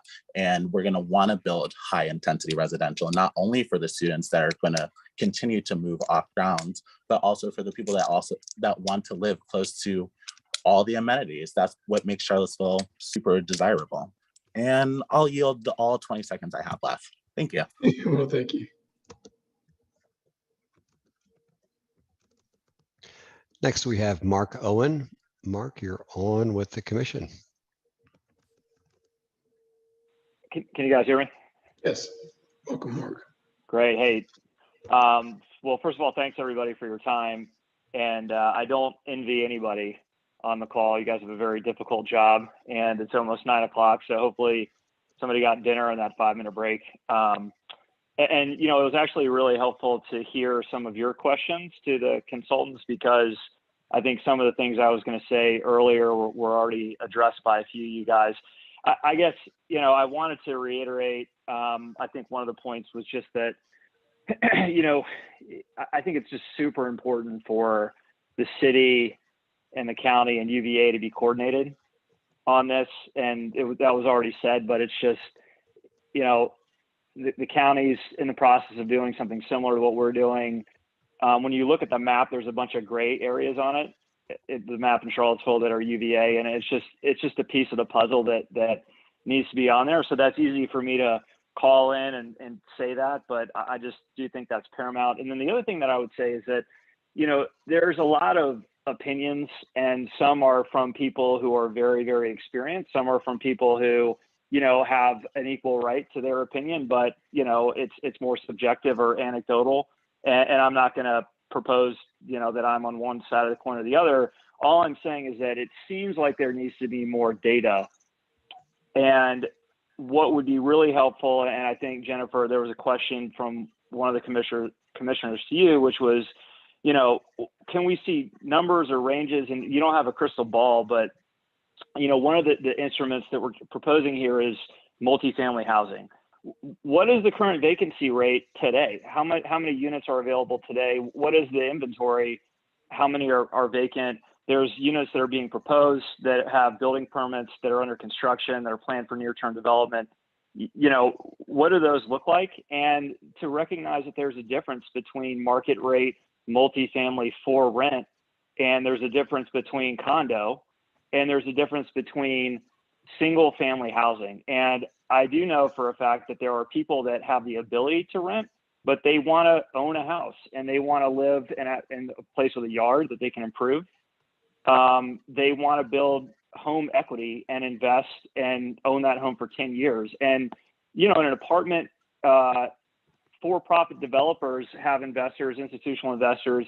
The ownership transfers from private citizens to, you know, in many cases, large institutions. And, you know, you're taking away that equity ownership in the city and transferring it out of town. So I think that's a really important point to make here. And then finally, there are more tools than just building apartments, right? There's a segment of the population that's 50% or below AMI. There's a lot of tools that are available. This is a very progressive city. It's not a zero-sum game. People don't have to lose for other people to gain. There's a lot of people like me that would really like to help. There are housing subsidies that are available at a federal level. You know, the CLIC had a really interesting study, some other ideas. So I've gone over my time. Thanks for listening to me. And seeing some numbers would be objective numbers and facts in the next report would be very, very helpful. Thank you. And next we have Kimber Hawkey. Kimber, you are on with the commission. Hi, thank you. Is that okay? All right, Yes, great. you're good. I'm gonna Welcome, Kimber. go backwards. I guess my concern with the radical density increases, how much yard is going to be left for people with a lot of these changes? As far as education goes, there's a real concern that I have about the linkage that has happened between the idea that the future land use map and the increases in density will in fact lead to affordability. Even though people keep saying, oh no, oh no, oh no, that is a very broad misconception that is allowed to continue and propagated by the media. One thing that kind of strikes me, I'm definitely pro affordable housing. I'm definitely pro equity. I find it a little strange though that you say, oh, well, we have to protect, you know, this neighborhood from this plan. If you have to protect anyone from this plan, that means that the plan is injurious. And so why would you, I don't understand that. That's just not logical. That seems a bit hypocritical, to be frank. There's a faulty logic in there somewhere. The question as well, you know, it was not easy to use the online materials. And so a lot of people, myself included, sent emails. I don't know how that information is being recorded. What you're presenting, many people I know did not contribute to those little dots and such for that reason. Questions about how are we going to get infrastructure, defining affordability. 80% AMI is not affordable. And then I just want to talk personally about Belmont. Again, this is personal. As far as these commercial nodes go, it has not worked in Belmont Center. People have been driven out. And there has been a loss of faith in the city, myself included, because of my experience here in Belmont. I really don't have faith in this system. And I'm sorry to say that. I don't think anyone's evil, but for whatever reasons, things have not worked. And there are, to this day, businesses down there that are not in accordance. They are violating their proffers and nothing is being done about it.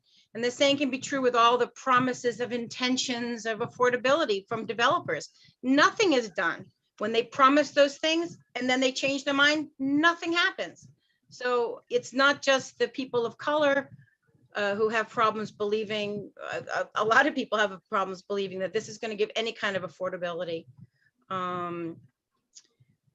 You know, in Belmont Center, we were very happy. We thought, oh, yay, La Taza, a nice little neighborhood cafe. And that turned into fireworks, outside tiki bar, riots in the streets, striptease show on Christmas Eve. I have pictures if you want them.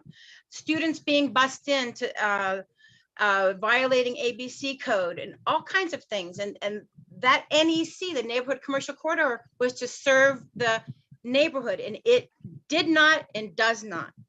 And that's a problem. And I think I'm out of time. Thank you very much. Thank you very much, Kimber. Chair, I think I'm going to try Bill Emery one more time to see it's if a good we idea. can make a connection. Bill, are you there? You tried. Not quite yet, but we'll hang on to you to the end. And if you can last, we'll hopefully try one more time. Next, we have Charlotte Meadows. Charlotte, you're on with the Planning Commission. Welcome, Charlotte.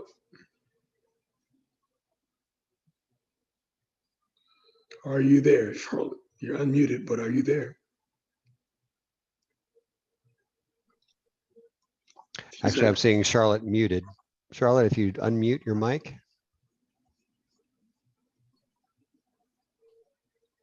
And we will come back to Charlotte. Next, we have Joan Albiston. Joan, you're on with the commission. Thank you. I'm letting you know that I'm concerned about the designation of properties from low density to medium density in the upcoming plan without apparent consideration for the percentage of critical slopes, the proximity to environmentally sensitive land, and vehicular access. I became aware of that happening in this plan when looking at the large parcel on the southeast corner of 5th and Harris. And I wondered if there were other similar parcels in the city that may have those issues. A development plan for that parcel was proposed 10 years ago and then resubmitted 7 years ago, and it was denied both times due to lack of safe and sufficient access onto Harris.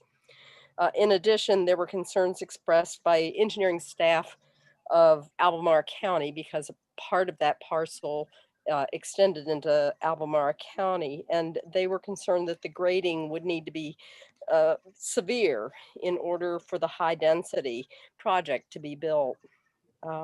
My question is, at what point in the planning process would slope, environmental sensitivity, and vehicular safety be considered in determining if a parcel can be developed as recommended by the comprehensive plan? Would those concerns hold less weight in the future than they do now? I don't know. I also want to mention that I was unable to leave a comment about that concern on the interactive map. I tried repeatedly and my comment kept disappearing despite other comments that I made on other parcels showing up. So there may be other people who were not able for their voices to be heard. Thank you. That's helpful. Thank you very much, Joan. And next we have, well, we'll try Charlotte Meadows one more time. Charlotte, are you with us? There we go. Finally. Yay. Welcome, Charlotte. Hello. Thank you for the time that you are taking to talk with us local residents. And so that you have just a bit of background about myself is that I am born and raised in Charlottesville. So I have been witness to numerous changes, to put it mildly, and increased density, discrimination because of what has come into the area, prejudice. So it's not limited to culture or color of skin. It's just something that happens, unfortunately, with some of the things that are going on. And I'm seeing my time ticking away. So I just want to let you all know that I am concerned about infrastructure not being properly developed and looked at adequately to plan ahead of time instead of looking backwards over your shoulder and going, oh dear, now we've got too much congestion. So now what do? Oh, we build more housing. So a main question that I'm also very concerned about is that why aren't empty areas being looked at critically to develop them first? We have all these deserted or almost deserted shopping malls. They've got the infrastructure, they've got the parking, they've got the water, they've got the sewer, et cetera, et cetera. And I would appreciate that being looked at more. I also am extremely concerned about the fact that I do not feel that residents have been given adequate, I almost want to say warning. We haven't had enough time to be able to digest. There is so much information on there.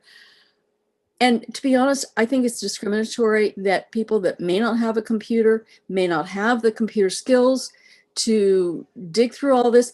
And guess what? If you're working full time and you've got a family and you're struggling, you don't have the time and especially the energy. I'm running out of it. I just can't keep up with everything that's going on. It's just, and there's so much back and forth and back and forth. It's insane.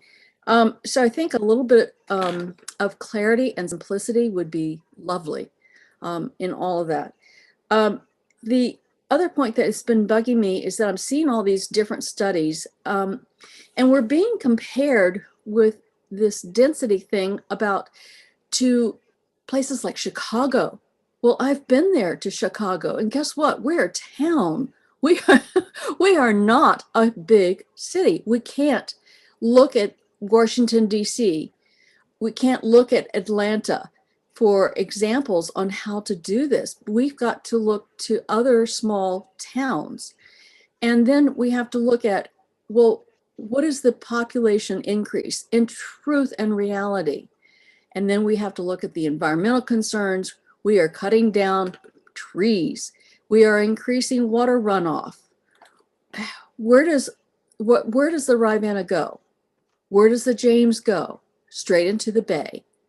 What is the effort there? So we've gotten slapped on with taxes of hard surface areas. This only increases the hard surface areas. It does not make for ecological considerations. Thank you very much for your time. Thank you very much, Charlotte. And next we have Chris Shopper. Chris, you're on with the commission. Welcome, Chris. Hey, y'all.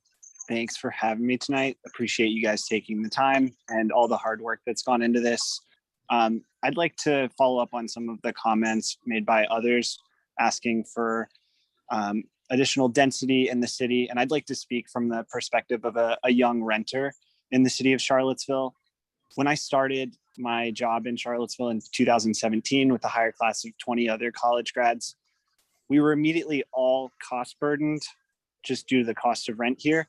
And these are some of the people that I would consider more fortunate. We were able to get college degrees and get white collar work in the city. The lack of housing options is just really constraining and does make it hard for people to settle down and really build a life in the city of Charlottesville. And as a result, the vast majority of those 20 people that started 4 years ago no longer live in Charlottesville. And like I mentioned, there are other communities like the communities of color that frankly have a much, much worse situation that we have and have faced systemic racism and discrimination in housing practices that need to be addressed. So I think that's really important. And I think, as was mentioned a number of times, upzoning, it's not going to necessarily solve the problem altogether, but I think it is a necessary condition through which we can start to solve the problem. Another thing I've heard a lot is concerns about community character. And I certainly can understand that people want to live in a nice and beautiful neighborhood. And I think a member earlier had mentioned canopy equity. That is one thing that I think can go a long way into making a community seem more than just a series of construction sites or a series of apartment complexes. I had previously lived on First Street at the Charlottesville Towers, which is right next to Altamont. And both of those streets feature a variety of housing types, higher density housing types, but do so in a way that is very attractive to live in, but allows people of different income levels to live together and get to socialize and interact with one another in a very organic manner. The last thing I'd say is, I know there have been a lot of concerns about infrastructure costs is something that have been raised. As someone that predominantly used their feet and a bike to get around town, there is a huge opportunity for the city to invest more in bike and pedestrian infrastructure, which tend to be radically cheaper than expanding roadways or making bigger intersections. And frankly, in the past few years, we've only supported that to the tune of like $100,000 or $200,000. And that just doesn't make it safe or an accessible option for people to get around. So I think that could go a long way in making the city a better place, especially as we hopefully move towards higher density. So thank you for the time. Appreciate all your guys' work. Yeah, thank you, Chris. And next we have Kathy and Rob Freer. You're on with the commission. Welcome, Kathy and Rob. There, can you hear me okay? Okay, great. I'm a registered nurse. I've lived in Charlottesville for 40 years. And I first off want to start by recognizing the accomplishment you've had despite COVID and keeping this going. And I don't know if you've kept quite on schedule or not. I don't know your exact schedule, but it's impressive that through Zoom and various things that you've moved it along. But I am calling in to ask for your empathy for the residents. For those, and I did not work the front lines, I'm retired, but for those frontline workers, the medical staff, the mothers, fathers who are doing home education, I think this whole calendar needs to be slowed down and reconsidered. We've lost 15 months plus. And if you count the last month or so, it's just feeling like you're coming out of the COVID cloud and learning, yeah, I can maybe go back into a store again rather than pick up groceries in my trunk, or do I wear a mask or not? There's a lot of adjustments. I don't think it should be ignored. And I think it's come out in some commentary about the disappointment with not being able to do the education you would typically do, not being able to do the neighborhood in-person chats.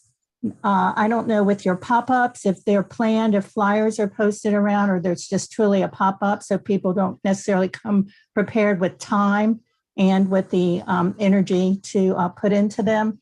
But I think that particularly with the wanting diversity, where they said knocking on doors and interacting, when we're coming out of the COVID, this area, at least to some degrees, with 64% or so vaccinated, there's going to be more safety down the road. But even if it's totally Zoom, we need more time. And that's what I'm asking for. Thank you very much, Kathy.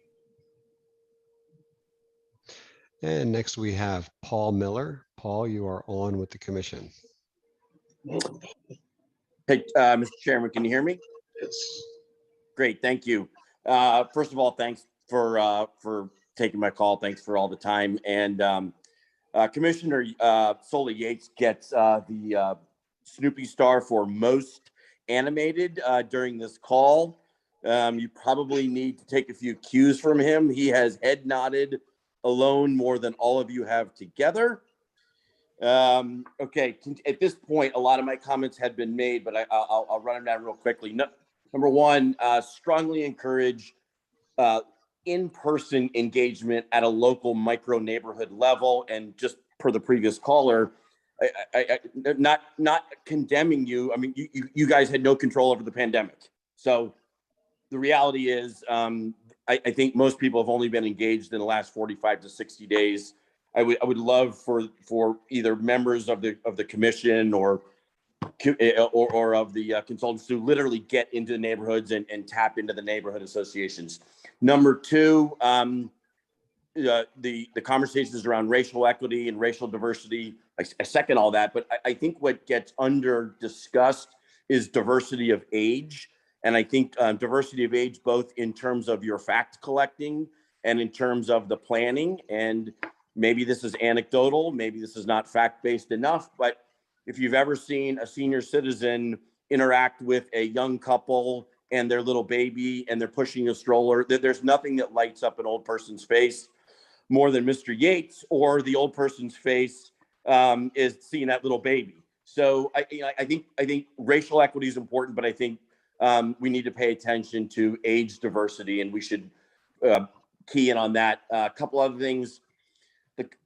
You guys have got to come up with better examples than either Portland, Minneapolis, Seattle, Austin, something like that. I mean, you know, it's just an apples to oranges conversation. You know, find something that's a little closer to 10 square miles, 45,000 people. We've just got to find some other reference points. Those are just not applicable. Next point, the romantic notion, and I love a coffee shop or a pub in my corner. I love all that. This is not New York City. This is not Amsterdam. I think it'd be good to talk to some business people. I'm not a small business owner, but talk to a small business owner and what is the reality and what needs to happen for someone to open a small coffee shop and be successful. Because a lot of us would love to see that, but I question the reality of it. In my last 15 seconds, I want to firmly agree with the chairman in regards to greenscape, green equity, canopy equity, all of those things around that. Another comment, I think we should push more for downtown density, economics, and residential. And last comment to echo, let's not do this in a vacuum. Let's push on the university and the county for collaboration. Thank you for your time. Have a good evening. And thank you, Paul. Next, we have Diane Dale. Diane, you're on with the Planning Commission. Welcome, Diane. Thank you. As the previous speaker, my colleague on the Martha Jefferson board just noted, the examples of upzoning that were provided by the consultants, Portland, Minneapolis, and Austin, were quickly shown by a quick Google search by many, many residents. Austin's been in litigation for years and nothing has been done. Minneapolis and Portland only just recently finally approved their approach, and they were at levels of 3 and 4 units per lot. And there have been no examples provided for the densities of up to 12 units that are suggested for the medium residential. So I think tonight, when the question came up, the consultants were not able to provide further citations of where this type of approach has been implemented. And I find that very disconcerting. I think that it's really important that it is fully acknowledged and appreciated that this approach that is being proposed is somewhat experimental. There is no data on what it has delivered. It is hoped for to achieve affordability, but there is no data. And so again, I think that doesn't mean it's not the right thing to do or a plausible thing to do, but we need to be really clear as a community that when the Planning Commission looks at this plan, they are acknowledging the experimental nature of the plan, and the community should be given that transparency, that truth, because there's a lot of density proposed in a manner and in a level where the impacts are yet to be understood.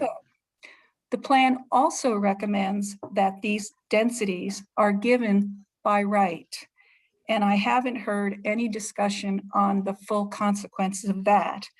When you grant by right in zoning, it's very difficult to take it away. So my question to the Planning Commission, have you as an entity fully considered the implications of granting this new type of approach to zoning by right? Do you understand what it will mean when you basically hand over the location, the placement, and number of units to the individual developer interests? How will you, for example, plan for the provision of public services? How will you determine in advance where utilities, roads, other improvements will be made? Or do you set the city up for an endless cycle of running after services after the fact, which is an unfortunate cycle? We know how that feels. Finally, in my last nanosecond, I hope you will further consider the proposal that was put out by Dan Rosenzig and Sunshine Mathan with regard to looking at one base level of density and a level of implementation that is directly tied to the provision of affordability. Thank you. Thank you very much, Diane. And next we have Walt Heineke. Walt, you're on with the commission. Welcome, Walt. Thank you. Thank you, commissioners, and thanks for all your hard work on this. In my professional life, I study the transformation of policy intentions and how equity gets washed out of a policy system through bureaucracies. And I'm hoping that that's not going to happen here. Remember in 2017, we had the racists come to town, and they came to town, to celebrate those statues, which we're getting rid of. And in addition, they came to town because they knew about Charlottesville's racist history. And it goes back to the covenants, and we're still living with the implications of those covenants in terms of inequity today. Now, what's really interesting is that the city council has woken up to the fact that Charlottesville needs to be an example. We tossed those neo-Nazis and those racists out of this town and made a national example of how to stand up to them. But the council has also realized that that's the short of it. The long of it is that we have to translate that energy and spirit into long-term equity changes in housing. And the city council has done a great job committing to providing affordable housing at deep levels over the last couple of years. Now it turns to the issue turns to how that energy will play itself out in zoning and in the comprehensive plan and in the equity strategy. And this is where we need you to join the cause in terms of seeing how what we've done since 2017 gets translated into the future of a racially equitable Charlottesville. So, the issue here is that we understand that we are to be an example for the rest of the country since we pushed those neo-Nazis out. And now we've been working on how to make our policy and our community more equitable, which is the hard work of it all. So now that's your work. It's landed on your plate. And so it's time for us to figure out how to be exemplary in terms of zoning and equity for the rest of the country. And I know that's a difficult job. We don't have to be like everyone else. We should be better than anyone else. So I'm hoping that you will translate that energy and that spirit and that direction from 2017 into centering racial equity in your work, listening to Black residents.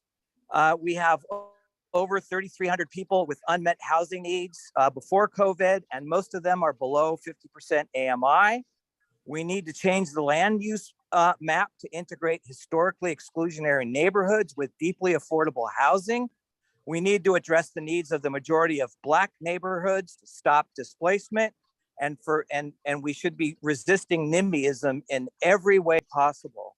And so I'm really just hoping that at this point, you can connect the dots from our recent past, our long-term past, our recent term past with kicking the Nazis out of here and giving them a lesson into transforming Charlottesville into an example of anti-racism. Thank you very much. All right, thank you very much. Mr. Price. Next, we have Elaine Poon, and you are on with our commission. Welcome. Oh man, I don't want to follow that. That was excellent. My name's Elaine and I live in the Rugby Hills neighborhood. Most of my comment was pretty much what Walt had to say. Please center racial equity. Please lift up the voices of Black communities in our city. But actually, mostly I wanted to encourage you today, just because of some of the comments that we've heard today. I don't want, don't let people gaslight you.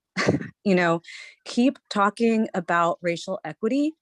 Do not get distracted with these demands for data. I have emailed some of you with a Brookings Institute study that says that upzoning can increase affordability, but is that actually what people are looking for? We have a lot of data points.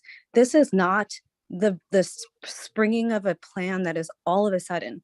We had a long click survey, and part of that, thinking about gaslighting, we did that in part because we know data people want to see what has been the lived reality of many residents in this community for decades, which is rampant gentrification, rampant displacement, being forced out of their childhood homes because of skyrocketing prices. We have a housing needs assessment. I know Jody knows, you all have actually, this body has done several community engagement processes. There are a lot of comments that are available. Just keep talking about racial equity. Maybe this requires more public education, but frankly, if you Google Donald Trump, Twitter, and single family zoning, you will know what side people are on. I think that it's very clear. He was combating a Fair Housing Act rule and was basically laying plain, what does single family zoning mean in this country, in our history? So I hope that you all take seriously and continue to plow on in this quest to consider integrating historically exclusionary neighborhoods with deeply affordable housing. Continue to listen to Black voices. At Legal Aid Justice Center, we regularly hear stories of people, I heard there was a comment, oh, this was in 1917. I have clients and community leaders every day talk about their childhoods in Charlottesville, neighborhoods that they were not able to go to because it was dangerous, right? Because of the segregation in this city. So we have an opportunity to make a change in the positive direction, and I hope you stick to it. Thank you very much, Elaine. And next we have Claire Griffin. Claire, you're on with the Planning Commission. Oh, Claire. Hi, thank you all for all your hard work. I really appreciate it. I am an environmental scientist at UVA. I live in multifamily housing in Venable, and I've been here a little over 2 years, but I hope to be here for much longer than that. I wanted to address a couple of the previous comments. One person asked for data on vacancy rates, and I'd looked this up before, and there's a rental vacancy rate of about 3.1% in Charlottesville in 2019. For comparison, Minneapolis was 3.8% in the same year. Austin was 5.2%, and New York City was 2.1%. So we have a very tight housing market for rental units. And only about 40% of housing units in Charlottesville are owner occupied. So most housing units are rentals of some sort. So we do need to consider that the rental population is substantial here. On a more personal note, we've heard a lot of comments about how Charlottesville is not Austin, it's not Portland, it's not Minneapolis. I grew up in Austin, about a mile from the University of Texas, in a similar neighborhood to Venable in a lot of ways. And before this, I worked in the Twin Cities in St. Paul and Minneapolis for several years before moving here. And I do see quite a few similarities between the cities. They have deep histories of redlining, covenants, segregation that have major impacts on property values, housing, schools, everything like that, which is part of what these cities are trying to combat. They're all home to major universities. But I think we can also think of this in a positive light. The neighborhood I grew up in Austin, Texas, it's called Hyde Park. You can look it up. It is one of the most expensive and most desirable neighborhoods in the city. It's one of the oldest.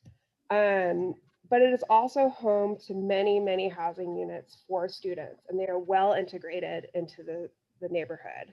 I grew up with a Victorian mansion on one side of our house, our house that was built in 1928, and a small apartment building with 9 units in it next door. And we were friends with everyone. I could walk in one direction to go get a cup of coffee, go to a bakery, go to a small grocery store, and it was about a 10, 15-minute walk. In another direction, it was 2 blocks to a major thoroughfare to get on the bus and get down to this university, and several businesses along the way. And that's the type of neighborhood that I would love to live in again. And I think that's the type of neighborhood that we are trying to envision with these medium intensity zoning unit proposals, with the commercial hubs And I can tell you from experience, they're great to live in. And I hope that Charlottesville goes in that direction. Thank you very much. Thank you very much, Claire. And next we have Vern Buchanan. And after that, we will try one last attempt to connect with Mr. Bill Emery. You're good. Thank you. Vern, you are on with the commission. Welcome, Vern. All right. I'll make this short. Vern's back. A 2x4 is $10. A piece of plywood is $100. How are we going to do affordable housing?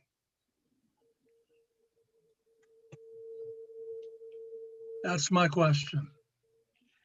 And thank you very much, Vern. So I see that Lloyd and Michael are on, and I'd like to see if they would have any input for the consultants, not questions, but just any guidance for the consultants if they'd like to provide any. So Lloyd and Michael, anything you want to speak with the consultants about? Chair, I'm sorry, but we do have Bill Emery with his hand up. Do we want to try to connect one Oh, more you time? found Bill again? Okay, sorry, Lloyd. Let's see if we can get Bill in, and then we'll defer to you guys. Bill? Bill, can you hear us? Nope. It looks like not, but Yeah, in that Brandon time, just- it looks like we have a couple more hands. I'm sorry, Lloyd and Michael. I thought we were done, but let's let the other folks make comments. We've got Brandon. No worries. And Brandon, you're on. Good evening, Planning Commission. My name is Brandon Collins. I have lived in Charlottesville my entire life. I know I don't look it, but that's 48 years. I grew up in the Greenleaf neighborhood near Rugby. And I always kind of wondered why there were no Black kids in my neighborhood. There were actually two families. One rented in a duplex, and the other up the street from me, they owned their home. They were a family. Both parents were working, one as a teacher. But that was it in a very large portion of Charlottesville. Fairly wealthy, I would say somewhat middle class at the time. It took me a really long time to understand why that might be in Charlottesville and to kind of understand our history. And I think out of all of this, what is really important when it comes down to the data question, I think in a way, you have all the data you need in front of you. You've had the studies, you know where Charlottesville is at. You know what we need. You know our past. We know that racial covenants line up with single family zoning in this town. And we know that we got there through comprehensive plans and zoning and future land use maps of years past. So we know from our own experience that we're not getting the desired effect, unless the desired effect is what we have right now, which is gentrification, displacement, massive lack of affordable housing for our community, and racial segregation. And I think those are things that we're attempting to address, finally, for the first time ever in this town. And I would remind you all, I know you know on the commission that this plan is, 3 years overdue at this point. There have been opportunities to engage. And I think I appreciate hyperbole more than the next person, but the Chicken Little sky is falling stuff going on from those who really oppose this don't make any sense. And I think their arguments can be not necessarily countered, but explained. You know, there are processes. There's a reason why you have this future land use map. And that is because growth is going to happen. And we want to plan smartly and be able to provide infrastructure, do it in a way that protects our climate, and that addresses racial segregation. I think you can do that. I do support an affordable housing overlay. I think of all the concerns being raised, that might actually quell some concern from those who are genuine in their concern that simple land use change would support affordable housing, but with an overlay, we might be able to compel that somehow. So that's it for me. Thanks. Amen. Thank you, Brandon. And lastly, we have Valerie Washington. Valerie, you're on with the commission. Welcome, Valerie. Hi, good evening. Can you hear me? Yes. Awesome. Hi, my name is Valerie. I'm a native of Charlottesville. My mother was raised here. My grandfather owned a business here. So I've been here in the city for a long time. But as I've grown up and as I've went away and came back home, a lot of my family has been displaced from the historically Black neighborhoods that we live in. And it's sad because as community, as a single parent of a 10-year-old child, it's hard not having my mom live up the street, my cousin being able to watch my child after school, all of these things. And a lot of that has been due to gentrification of our neighborhoods. And I have to also say that in certain neighborhoods where Black people don't live, there are a lot of Black Lives Matter signage in the front. So it's very interesting. And also I find contradictory to just have these signs in people's yards where Black people can't afford to live. So as we hear people on this call saying, hey, you know, being called racist is a conversation ender, it just shows that you're not ready to do that work and you're not ready to be in diverse neighborhoods and around Black people or people of color. And that is sad to me, as a lot of folks take pride in being those folks to say, oh, we ran these Nazis out of our backyards, but I voted for Obama, but Obama can't live in my neighborhood. And that's a lot of what a lot of these white folks are given. And as we talk about people on these calls, I hear a lot of Karens and a lot of Bills and Bobs, but I don't hear a lot of Black people who can speak to being in our neighborhoods. And that just shows not only have I just don't feel like the contractors have done their jobs in terms of listening to our folks, because I don't hear any of our folks here. I've not seen those folks, and that's an issue for me, because we have a lot of white folks on here protecting their neighborhood and having issues with higher density. But what I don't hear is a lot of conversations about protecting Black neighborhoods from our Black residents. And I would like to know how we're going to reach out to them in the future, or how y'all are going to reach out to them in the future, because I've talked to a lot of people and they have no idea what's going on in the city. And that's very alarming, because as of now, we have a lot of white folks who are crying equity, but we can't have equity outputs without hearing from Black neighborhoods, Black residents. And that also goes for the Black folks who were displaced, who are now living in the outskirts of Charlottesville because they have been displaced because of gentrification. Thank you. Thank you very much. And with that, Mr. Rice, we are going to end the public comment session. And now we'll give council 5 minutes apiece to provide input. So Mr. Schnook, would you like to go first? Sure, I've got a couple of thoughts. And first of all, I would say I appreciated having about an hour and a half of time with Jenny and others last week. And so some of what I'm about to say, I think I had discussed with them before, but I'll tell you, in hearing the comments that folks have made this evening, I want to touch on a couple of things. One is the question of population growth. There's a Weldon Cooper study out there that has estimated that Charlottesville will be 53,000 people, roughly 3,000 more people than now, by I think it's 10 or 20 years from now. Weldon Cooper they will tell you that one of the deficiencies in the way that they do things is that they assume continuity of the most recent pattern. That gets them into trouble.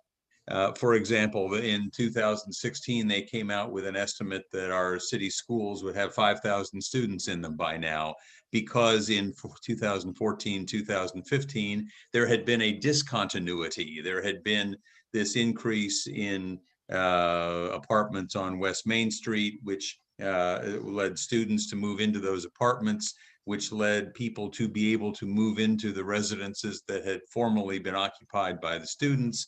And that led to a great upswell in the number of high school students, junior high school students, elementary school students.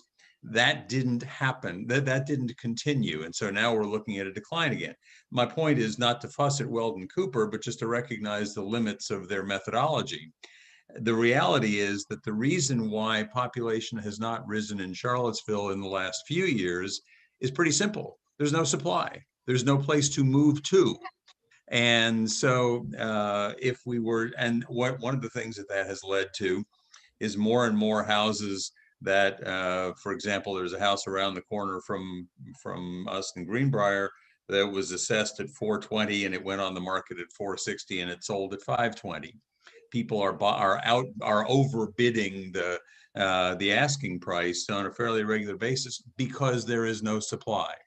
I know a number of very well-paid people who have tried to move into the city of Charlottesville in the last 6 months and have not found a place to move into in the city of Charlottesville.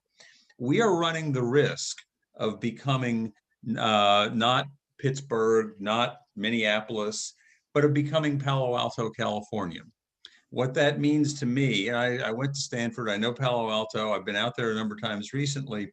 Palo Alto is a city where the median income is $160,000 a year. It's a city where the median sales price is $3 million. It's a city where recently an 850 square foot bungalow was bought for $2.3 million to be torn down. It's 93% white and Asian. It's 6% poverty. That is not who we are now, but that is who we would become if the only people who can buy houses here or rent here are people with, $100,000, $150,000, $160,000 incomes. So we're in danger of becoming something we don't want to be. We want to be seen. We've said as a city, we've said we want to be welcoming to refugees.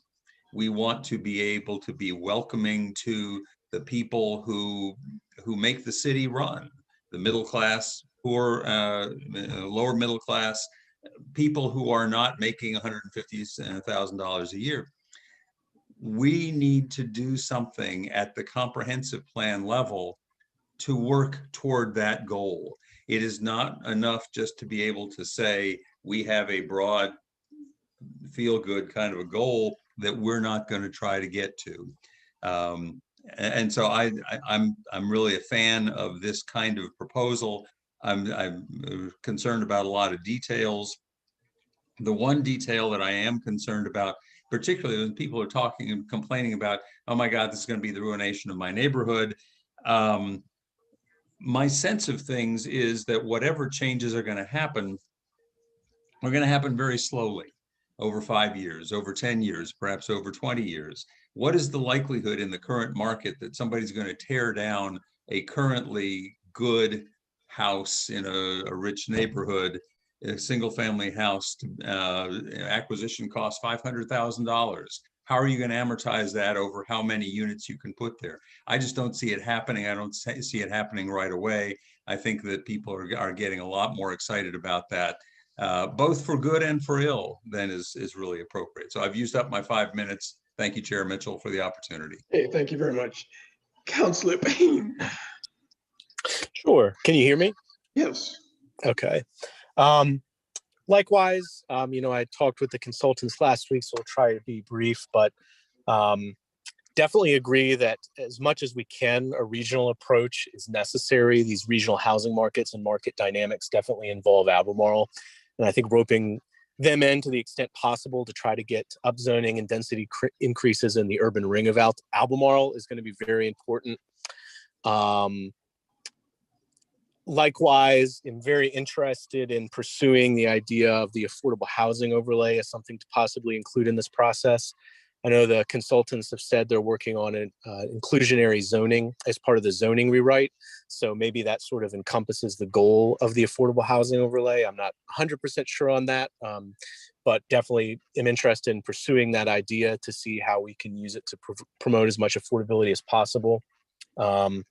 And then just as others have said, I mean, whether we like it or not, the reality is that Charlottesville is growing. There are market dynamics that are bringing in lots of wealthy young professionals into the city.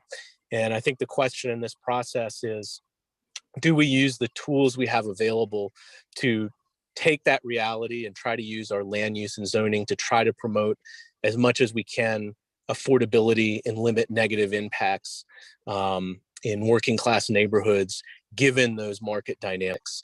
We could change absolutely nothing in our zoning map or our land use or our comp plan, and we're going to get where we are now, which is everything people don't want.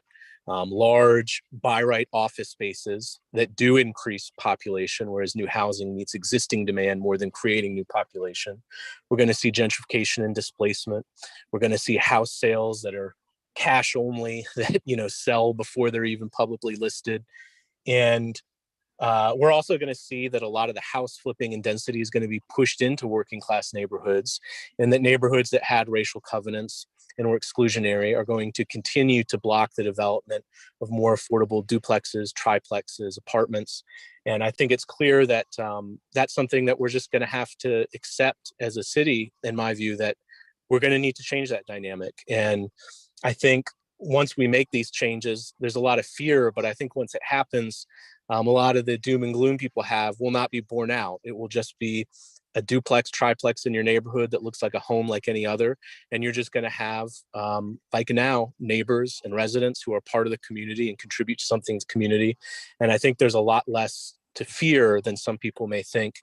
And finally, I would also say that where the rubber is really going to hit the road is with the zoning rewrite. This land use map is part of the comp plan, but it's the zoning rewrite that actually results in changes. And that's going to be a street by street, property by property, that I think will actually get into a lot of the details that people are currently worried about, and get into more detail once we begin that.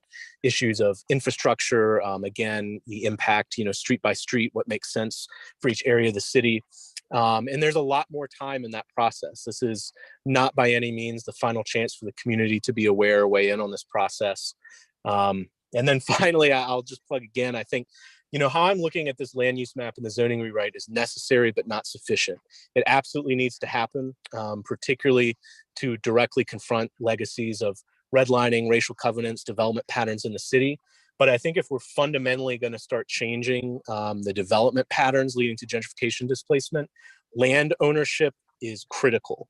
And I really just want to put a plug in our affordable housing strategy and our comp plan that we're really going to need to put a huge emphasis on land ownership and using tools like land banks to get land under the control of neighborhoods, to get land under the control of housing nonprofits, community land trusts, and create wealth building and more permanent affordable housing through land ownership and looking at who owns what.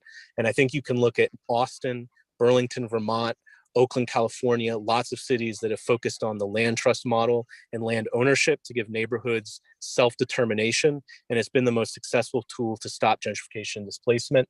So again, finally, I think this is necessary, but not sufficient. And I hope we also tie it in to that focus on land trust, land ownership, and investing that $10 million a year in our affordable housing strategy to develop affordable housing. All right, so Lloyd and Michael, I think that was very helpful to the consultants. Ms. Creasy, Alex, Jenny, what are our next steps? So we will be, as we mentioned a couple times, this was the summary, may feel like several hours ago at this point because it was, but the summary we gave of the input we got was really sort of the preliminary summary. I think it's what we're putting together is like we have for the previous two engagement phases is a sort of a PDF, a document, not slides, that will give slightly more detail about some of those comments we've heard. We'll format it like the other documents. And so we'll be working on that to share that with you. And we'll meet with NDS tomorrow. We can hopefully define a more specific time frame for getting that to you. So I don't want to give a date right now. The original schedule, which is on the website, it's on the slides. We don't probably need to bring it up unless you want to. I can just talk through it. The original schedule for the comprehensive plan had us taking a look at the feedback we got and then revising the plan and finalizing it sort of through the summer. I anticipate that will be extended a bit, just to give to make sure we have enough timing for checkpoints that need to happen and additional meetings and whatnot, as well as making revisions, responding to comments. So we'll be looking to make some revisions to the schedule as well to clarify that. I know there's been, we've had to change the schedule a few times through this process. Our goal with that is to just be transparent as we can and try to give a sense as we're going along of what we think the next steps will be. So again, we'll speak a bit more with NDS tomorrow about what that might look like. Oh, 2 points. And I'll remind you, perfect should not become the enemy of the good. Let's get something out there because this is a living, breathing document. So an extension should be really short because we've got to get something out there. And we've got to remind the public that this is a living, breathing document. It will have to iterate. So keep moving, please. Cool. I think we are wrapped unless there's something else. Oh, kitty cat. Is that all you want allowed to show me your cat? Okay. Ms. Dow, can we get out of here? Can we end the meeting, Ms. Dow? A motion to adjourn, maybe? I so move. Okay. Is there a second? Second. See you guys in a couple weeks. Bye-bye.